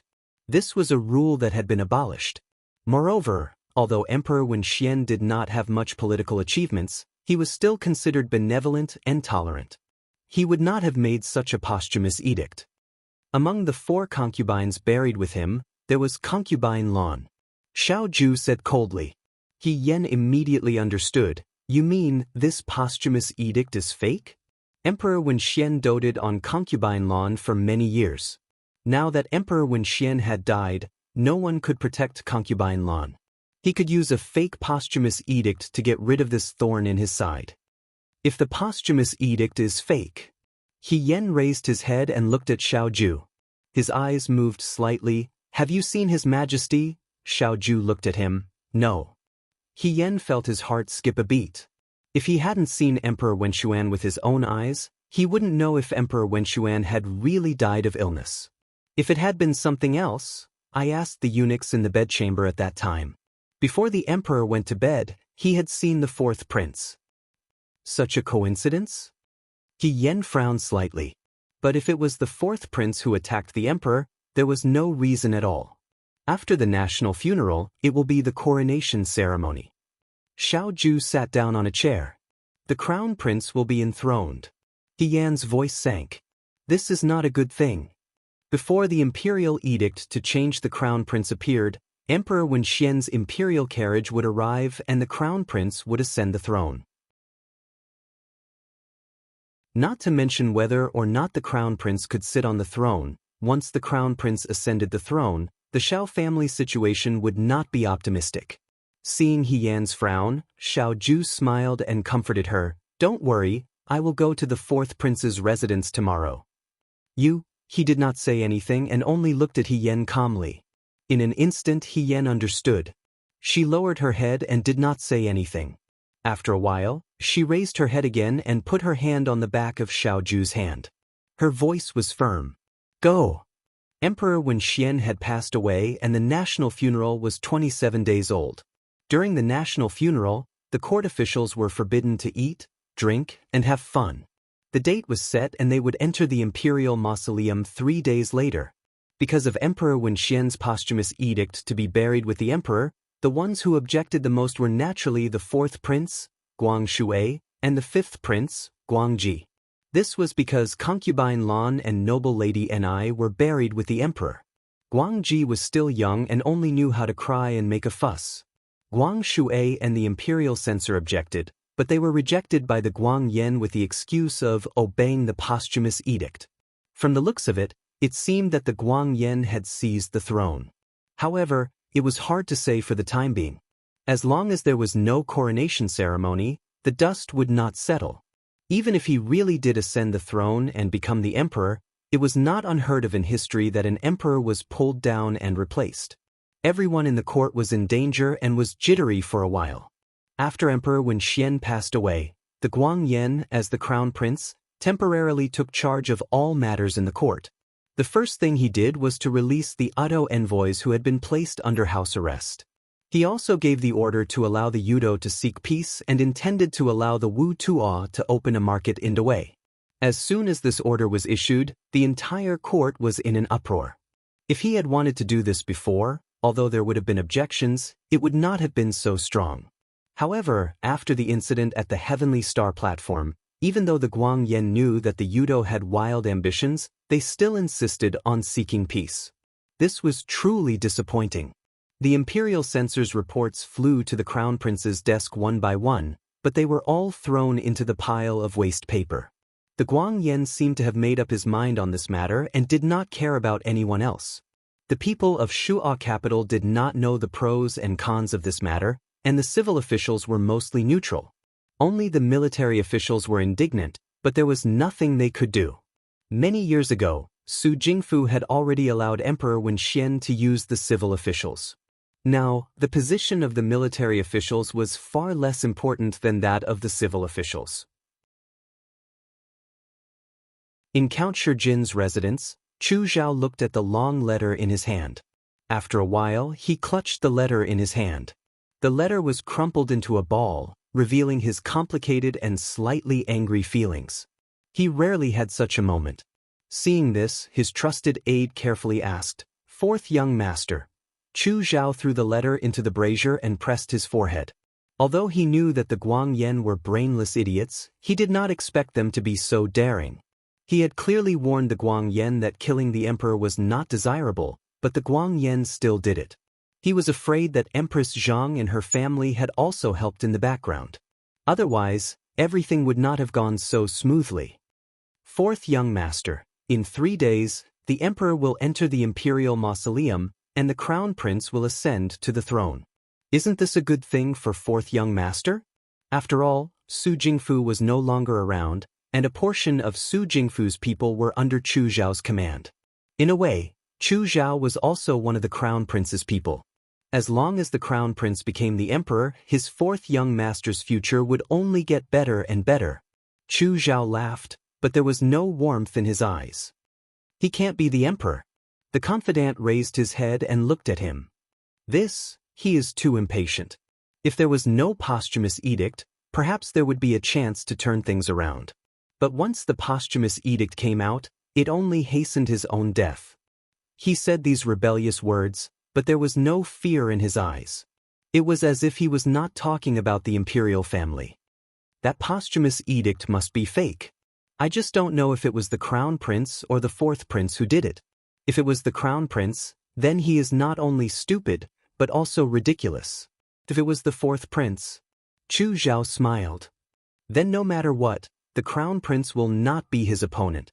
You mean, before entering the imperial mausoleum, if the concubine Lan wants to be buried with the emperor, the fourth prince will not allow this to happen.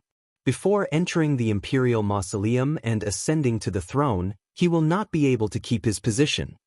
Even now, although every word he said was shocking, there wasn't much fluctuation in his expression, as if he had long since expected everything before him. The confidant felt uneasy. Fourth young master, if the crown prince is not worth following, what should we do now? It was too late to follow the fourth prince now. Moreover, they had too little bargaining chips. They did not have the capital to make a deal with the fourth prince. Chu Zhao looked out of the window. It was already spring, but the weather was still unusually cold. He had originally followed Su Jingfu. If it was not for the Xiaoju, with Su Jingfu watching over the Guangyan, it was not impossible for him to sit on the throne. But without Su Jingfu, no matter how long it took, the Guangyan would not be the Guangyan's opponent. One day of fighting the enemy, one day of suffering. Sometimes Chu Zhao felt that he should thank the Xiaoju. It was because of the Xiaoju that he gained his freedom. But at the same time, he lost everything. Now that he followed the Guangyan, it was really the same as walking down the dark path. But if he followed the Guangyan now, at most, he could only linger on with his last breath. Everything he had gained because of Su Jingfu would be lost in an instant. Fate was cruel to him because the path opposite the darkness was not the light. Comparing the two, abandoning one path did not mean that he could choose the other. It was just a measure of how much he had lost.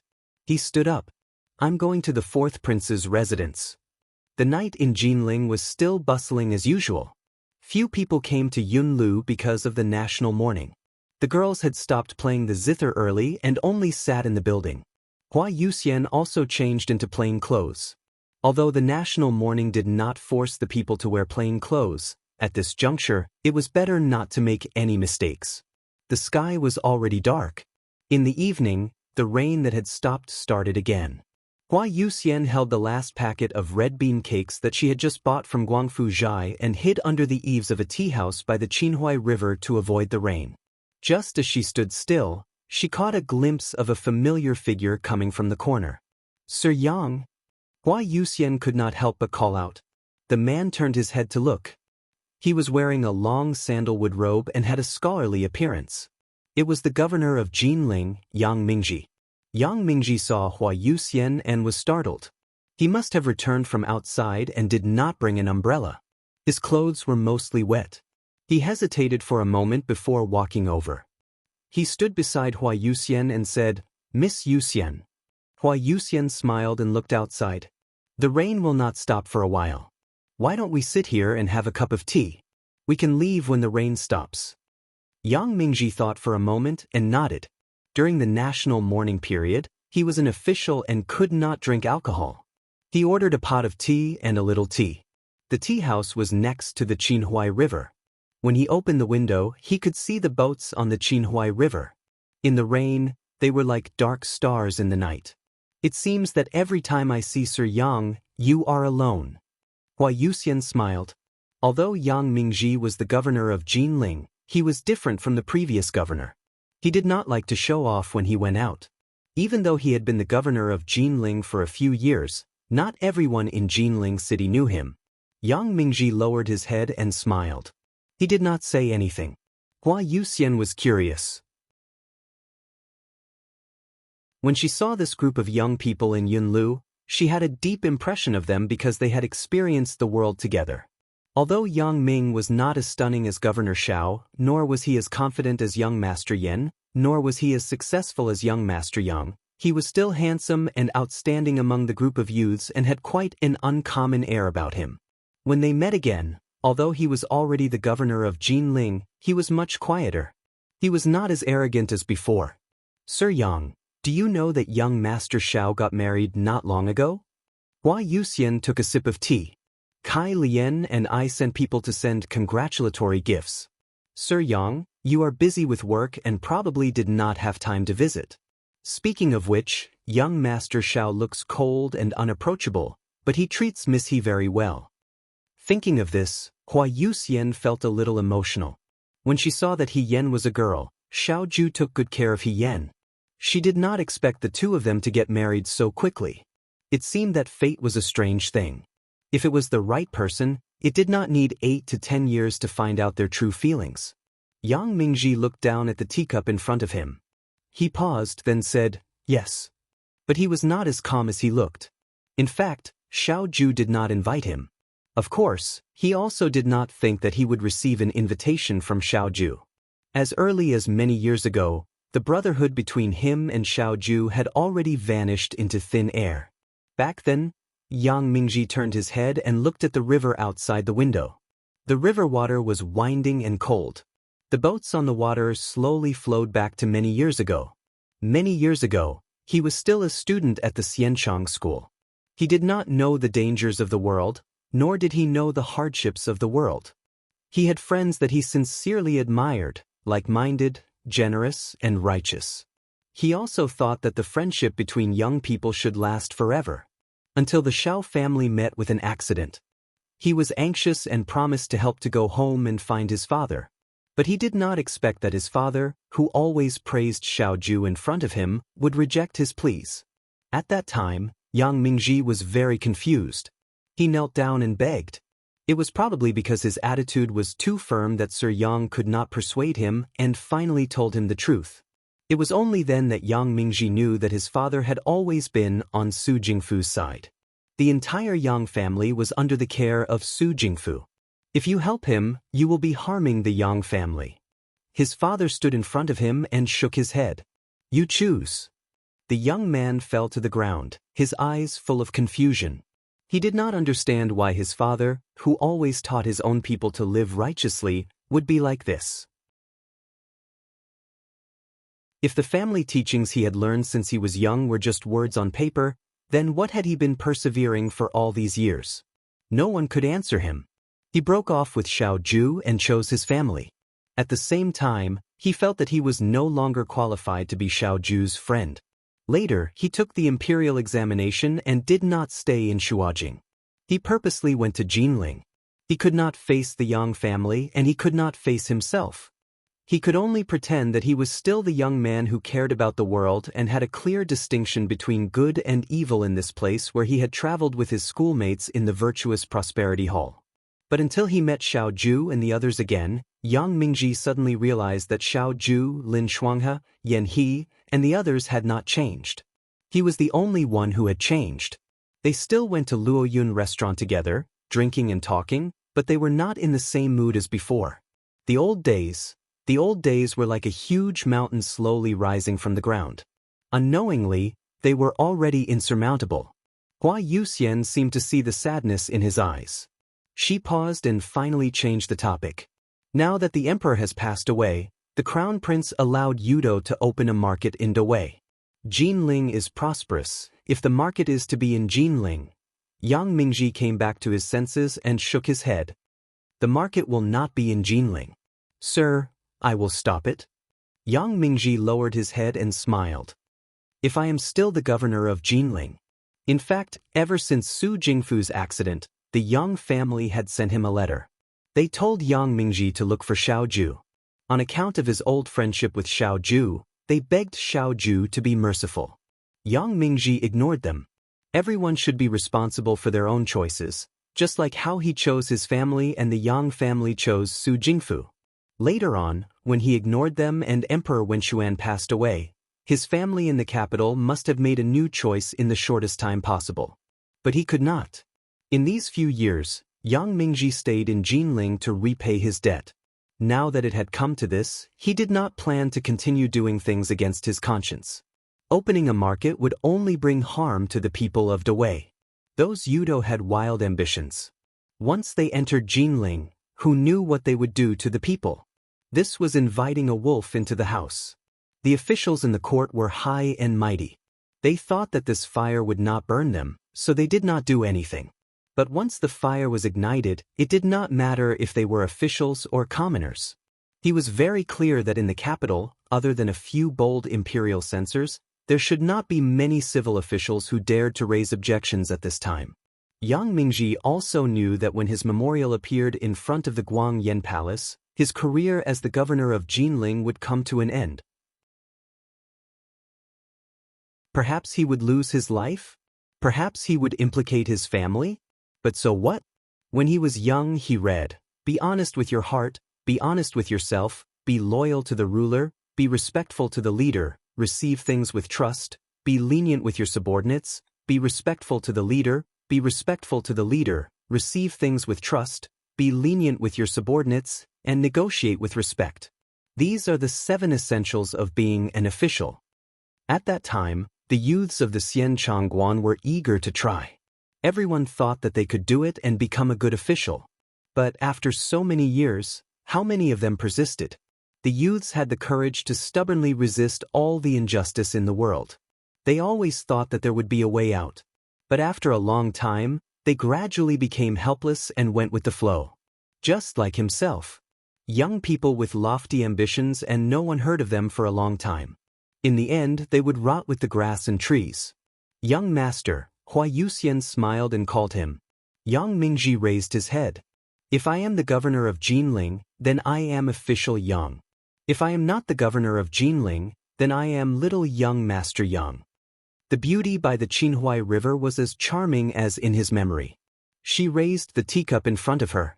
In this servant's opinion, no matter what position little young master occupies, you will always be a hero who abhorred evil and stood up for justice in entering Cloud's Tower.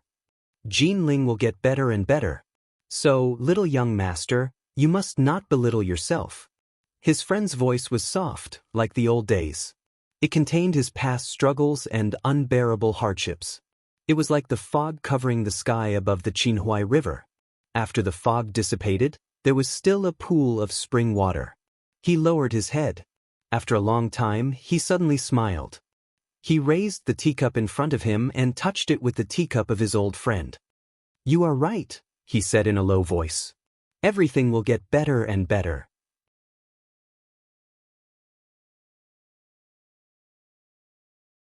Chapter 254.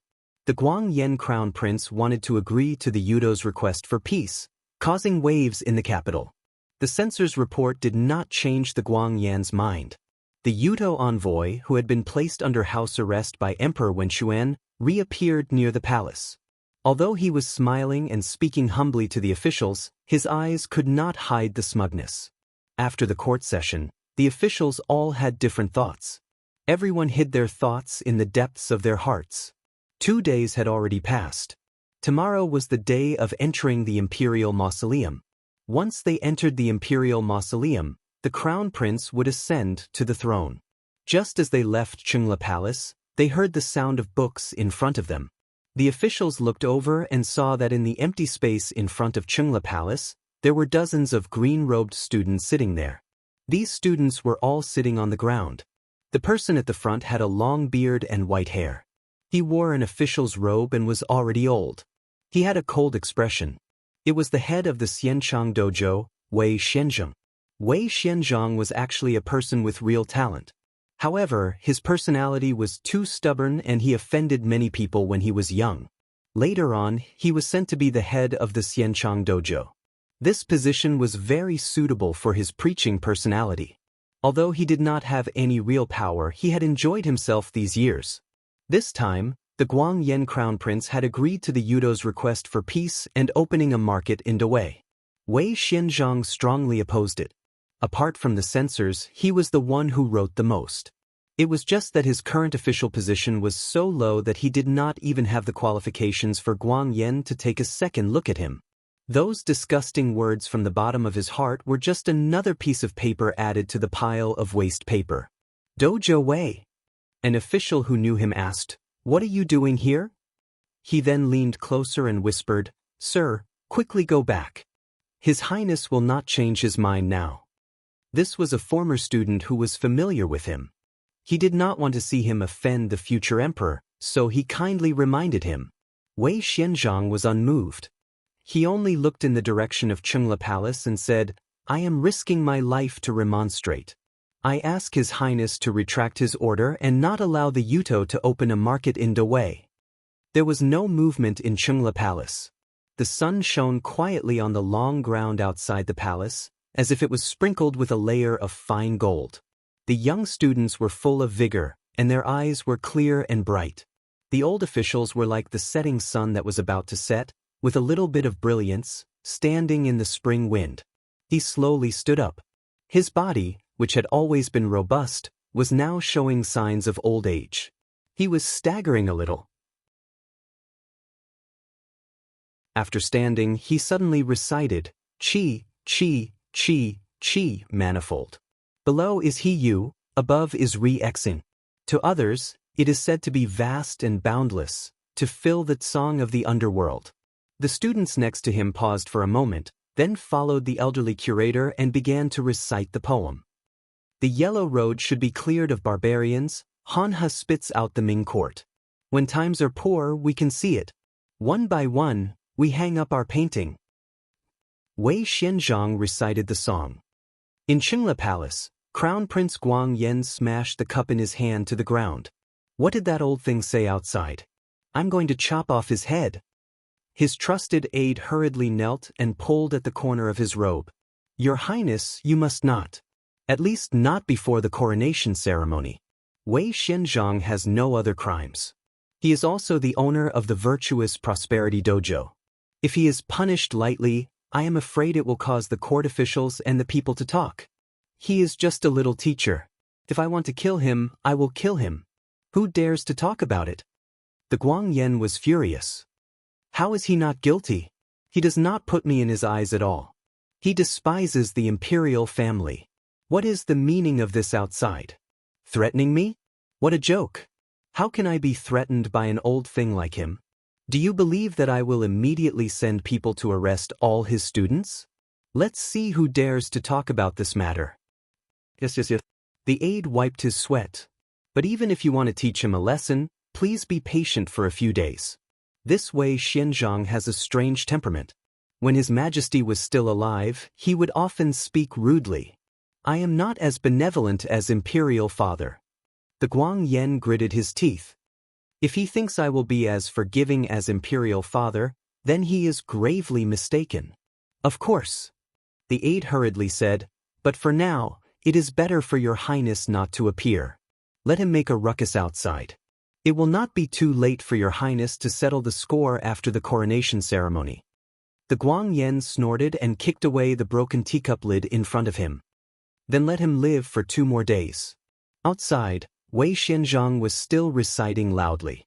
His old and shriveled body stood straight in the wind. "Or for the hat of Liaodong, pure and fierce ice. Or for the example of the teacher, ghosts and gods weep heroically. Or for the strike of the thief, the reverse vertical head is broken.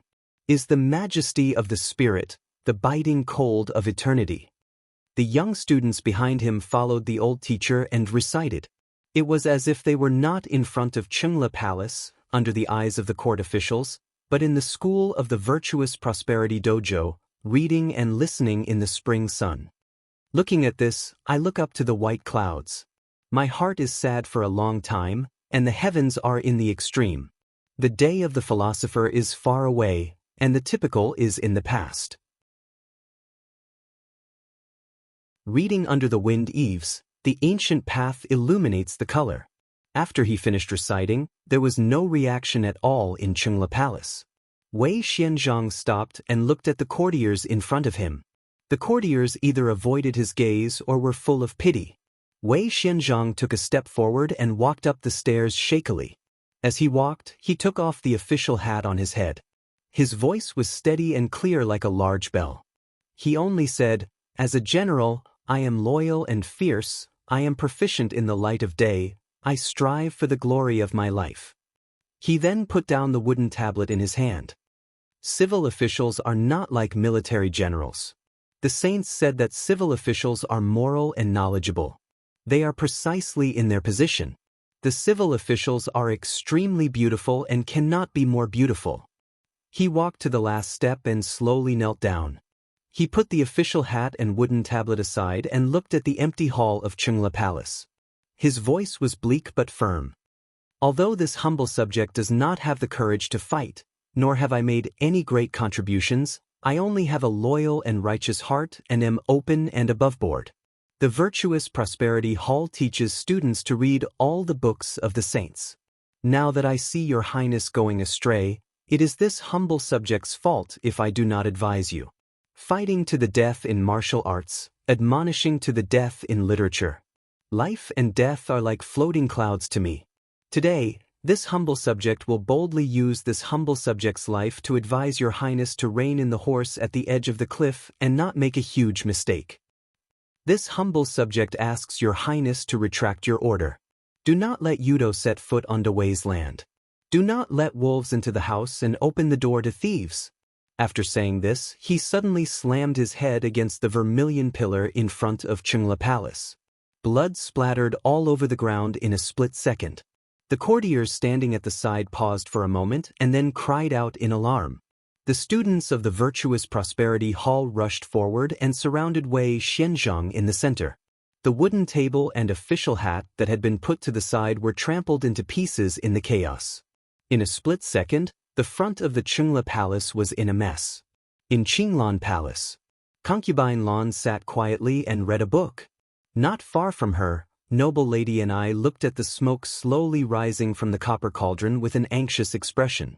Tomorrow was the day that Emperor Wenxuan entered the imperial mausoleum and also the day that they would be buried together with him. If the Guangyan was merciful, they would be able to have a quick death with a pot of poison. If this brat was more deliberate, they would be sealed in the imperial mausoleum and suffocated to death. Sister, you still have the mood to read. Noble Lady and I could not help but stand up and walk over to Concubine Lan and snatch the book away. Tomorrow is the day that you and I die. I don't believe that you'll be so calm about it. No one could disregard life and death. When Noble Lady and I competed with Concubine Lan for favor, she thought that she would be able to replace Concubine Lan because of her youth and beauty. She did not expect that she would incur the wrath of Emperor Wenxuan. After that, Guangji was handed over to Concubine Lan to raise. With Guangji in Concubine Lan's hands, Noble Lady and I restrained herself a lot and did not dare to go overboard. However, she was still unhappy. Now, however, she and Concubine Lan had suddenly become burial objects together, no different from the vases that were buried with Emperor Wenxuan. Thus, all of their past grievances could be thrown to the back of their minds. At least at this moment, they were on the same side. There were no eternal enemies in the world, and no eternal friends. Noble Lady and I was impulsive and arrogant. After entering the palace, she did not have anyone who understood her. Now, there was no one who could give her advice. After thinking about it, the only person she could rely on was this thorn in her side from the past. Concubine Lan raised her eyes to look at her. Her tone was as gentle as before. Tomorrow is tomorrow. Why are you worried today? Why should I worry? Noble lady and I said, of course I'm worried. Can't you see that there is something fishy about this posthumous edict? His Majesty is usually very soft-hearted. It's fine if it's someone else, but why would he let the two of us be buried with him? I think that Guang Yen bastard is using his position to avenge private wrongs. She looked at Concubine Lan again and said mockingly, I know that older sister is carefree and doesn't care about life or death, but does older sister not think about the fourth prince? My Guangji is still so young. You and I both know what kind of personality the crown prince has. Right now, he is dealing with you and me. After the crown prince ascends the throne, it will be Guang Shuo and Guangji's turn next. Could it be that you want to watch your son die in front of your eyes? Hearing this, Concubine Lan's calm expression finally changed slightly. But before she could say anything, a palace servant rushed in from outside and whispered a few words to the servant girl guarding the door. When the servant girl heard this, she revealed a surprised expression and quickly walked over. When she arrived in front of Concubine Lan, she whispered, Nyang Nyang, something happened in Qingla Palace. Concubine Lan and Noble Lady and I both looked at her. It said that Lord Wei of the Virtuous Prosperity Hall risked his life to remonstrate and asked His Majesty the Crown Prince to retract the decree. His Majesty didn't respond, so Lord Wei crashed his head into a pillar of Qingla Palace and died. Many officials saw it. Right now, it's a mess outside. The students of the Virtuous Prosperity Hall are unwilling to leave. Remonstrance to death. Noble Lady and I frowned. It's been many years since I've heard of this in the palace.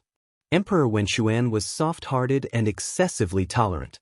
Out of the 3 memorials sent by the imperial censors, he would at least read one. There was no need to use such a drastic method.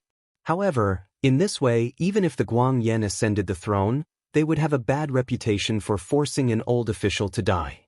Most of the students of the Virtuous Prosperity Hall came from noble families, and the youths were the most hot-blooded. They had personally seen the curator die. If the Guang Yen still insisted on reconciling with the Yuto like they did in the beginning, it wouldn't be good if word got out inside and outside the palace. Concubine Lan held onto the armrest of the chair and didn't say anything. Noble Lady and I said indifferently, we're struggling to survive here, but someone is still rushing to die. However, that Wei Xianzhang is already 70 or 80 years old, so it's not a loss for him to die. I haven't lived a good life for many years, so I'm not willing to die like this. When she thought of the Guang Yen, she couldn't help but grit her teeth. Damn it. Concubine Lan sighed slightly, and the servant girl helped her stand up. She walked to the window. The sun was just right outside. It was spring, and everything was thriving. Look a few more times. Noble Lady and I couldn't help but sneer. After tomorrow, you won't be able to look anymore. Lady Enu. Concubine Lan turned around and looked at her. Do you want to live? You know the answer. If you want to live. Concubine Lan's voice was gentle, and in the silence, there seemed to be a deeper meaning. Do as I say. He Yen drove to the Wei family as soon as he knew that Wei Xianzhang was going to die. The Wei family was already packed with people inside and outside, and people were still coming in. Over the years, the Virtuous Prosperity Hall had taught batch after batch of students. If Su Jingfu's students were all over the court, Wei Xianzhang was not inferior in nature. However, after the students left the hall, Wei Xianzhang didn't like to interact with them too much. Therefore, just from looking at it, his status was not as respected as Su Jingfu's. However, now that he was using his life to remonstrate, when the former students heard the news, they rushed over from all directions to see him for the last time. He Yen squeezed into the crowd with great difficulty and saw He Xining supporting Madame Wei, who was about to faint from crying. When he saw He Yen, He Xining was also stunned. When the new students came over to take care of her, He Xining walked over and asked, Sister He, why are you here? In fact, in terms of age, the current He Yen could not be called He Xining's elder sister. However, He Xining always felt that perhaps his dead elder sister was still alive, which should be He Yan's appearance, so he ignored many rules. He Yan replied, Mr. Wei is Huaijin's division commander. It will take some time for Huaijin to rush over from outside the city, so I came over to take a look first. Is Madame Wei all right? Not very good. He Xining shook her head. Director Wei probably already had the intention to die. After the incident today, Madame found a few letters in the wooden drawer in his study. They were the last words for her family. He Xining was also very sad. Because of her elder sister, she lived in Wei Xuanzhang's residence. Wei Xianzhang spent most of his time at the Xianchang Hall and rarely came back. He Xining spent more time with Madame Wei. Madame Wei was gentle and didn't care about her previous identity. Who knew that such a thing would suddenly happen? I heard that Director Wei wanted His Highness the Crown Prince to withdraw the order to make peace with the Yudo. He Xining asked tentatively, then now? He Yan smiled bitterly. I'm afraid that won't do. How could the Crown Prince, a Guang Yan, change his mind just because of Wei Xuanzhang's life? Not only would this person not feel ashamed at all, but he would also be angry that Wei Xianzhang did not know how to appreciate favors. Just as he was thinking, a voice came from behind him. Sister He, why are you here? He Yan turned around and saw Lin Shuanghe and Yan He coming in from outside. The two of them were also students of the Xianchang Hall in the past. When they found out about this matter, they naturally rushed over without stopping. Didn't Huaijin come with you? Yan He looked around. He's on duty today. He's training with the Nan Mansion soldiers outside the city. He Yan sighed in his heart.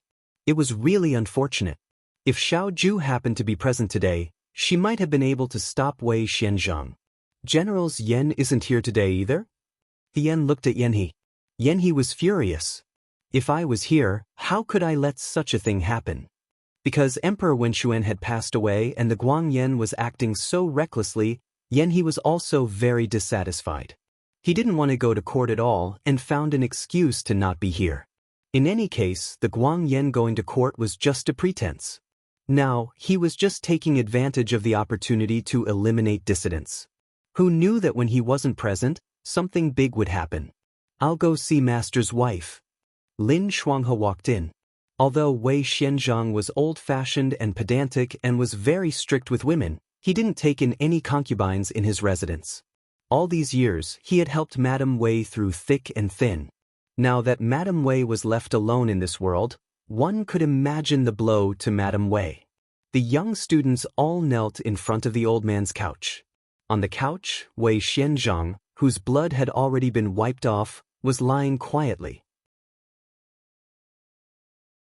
His official robe was crumpled, and the dirt and blood on it were mixed together, but he seemed cleaner than anyone else. He Yan looked at him and felt extremely sad. Although this old man used to be old-fashioned and strict in the Xianchang Hall, and the youths always secretly scolded him for being stubborn behind his back, it was also him who bravely stood up when the civil officials were all trying to protect themselves.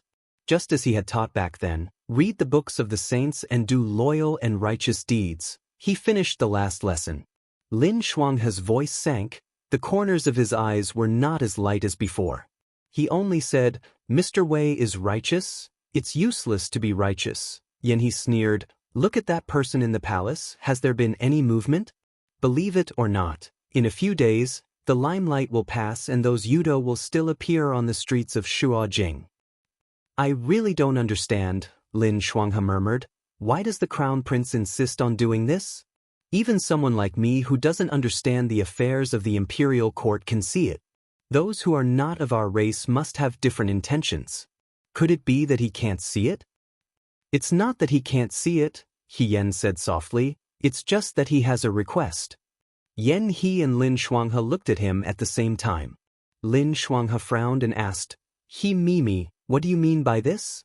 Yan He didn't ask and only looked at her thoughtfully.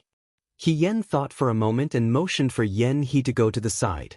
Yan He said impatiently, if you have something to say it quickly. You and I have different identities. What if other people see it and gossip? He Yan. He was particularly clean in this aspect. It was probably because the family rules were very strict. If it was in the past, Yen might tease him. But today, she really didn't have the mood to joke with He. She only asked in a low voice, "Generals Yen, have you seen the fourth prince?" He stilled. The gaze he looked at Yen gradually changed. After a while, he said in a low voice, "Why are you asking about this? Tomorrow is the time to enter the imperial mausoleum."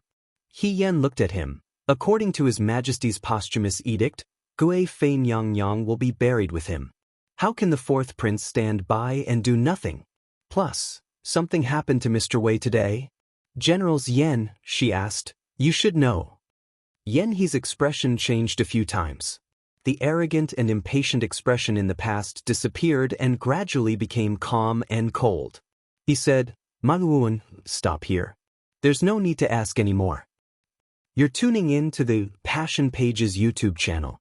We're so grateful for your support, and don't forget to subscribe to join us on this incredible journey through captivating stories. Your generosity through donations truly makes a world of difference, as it's the primary source of revenue that allows me to expand and enhance this channel for you. Thank you from the bottom of my heart for being a part of this adventure.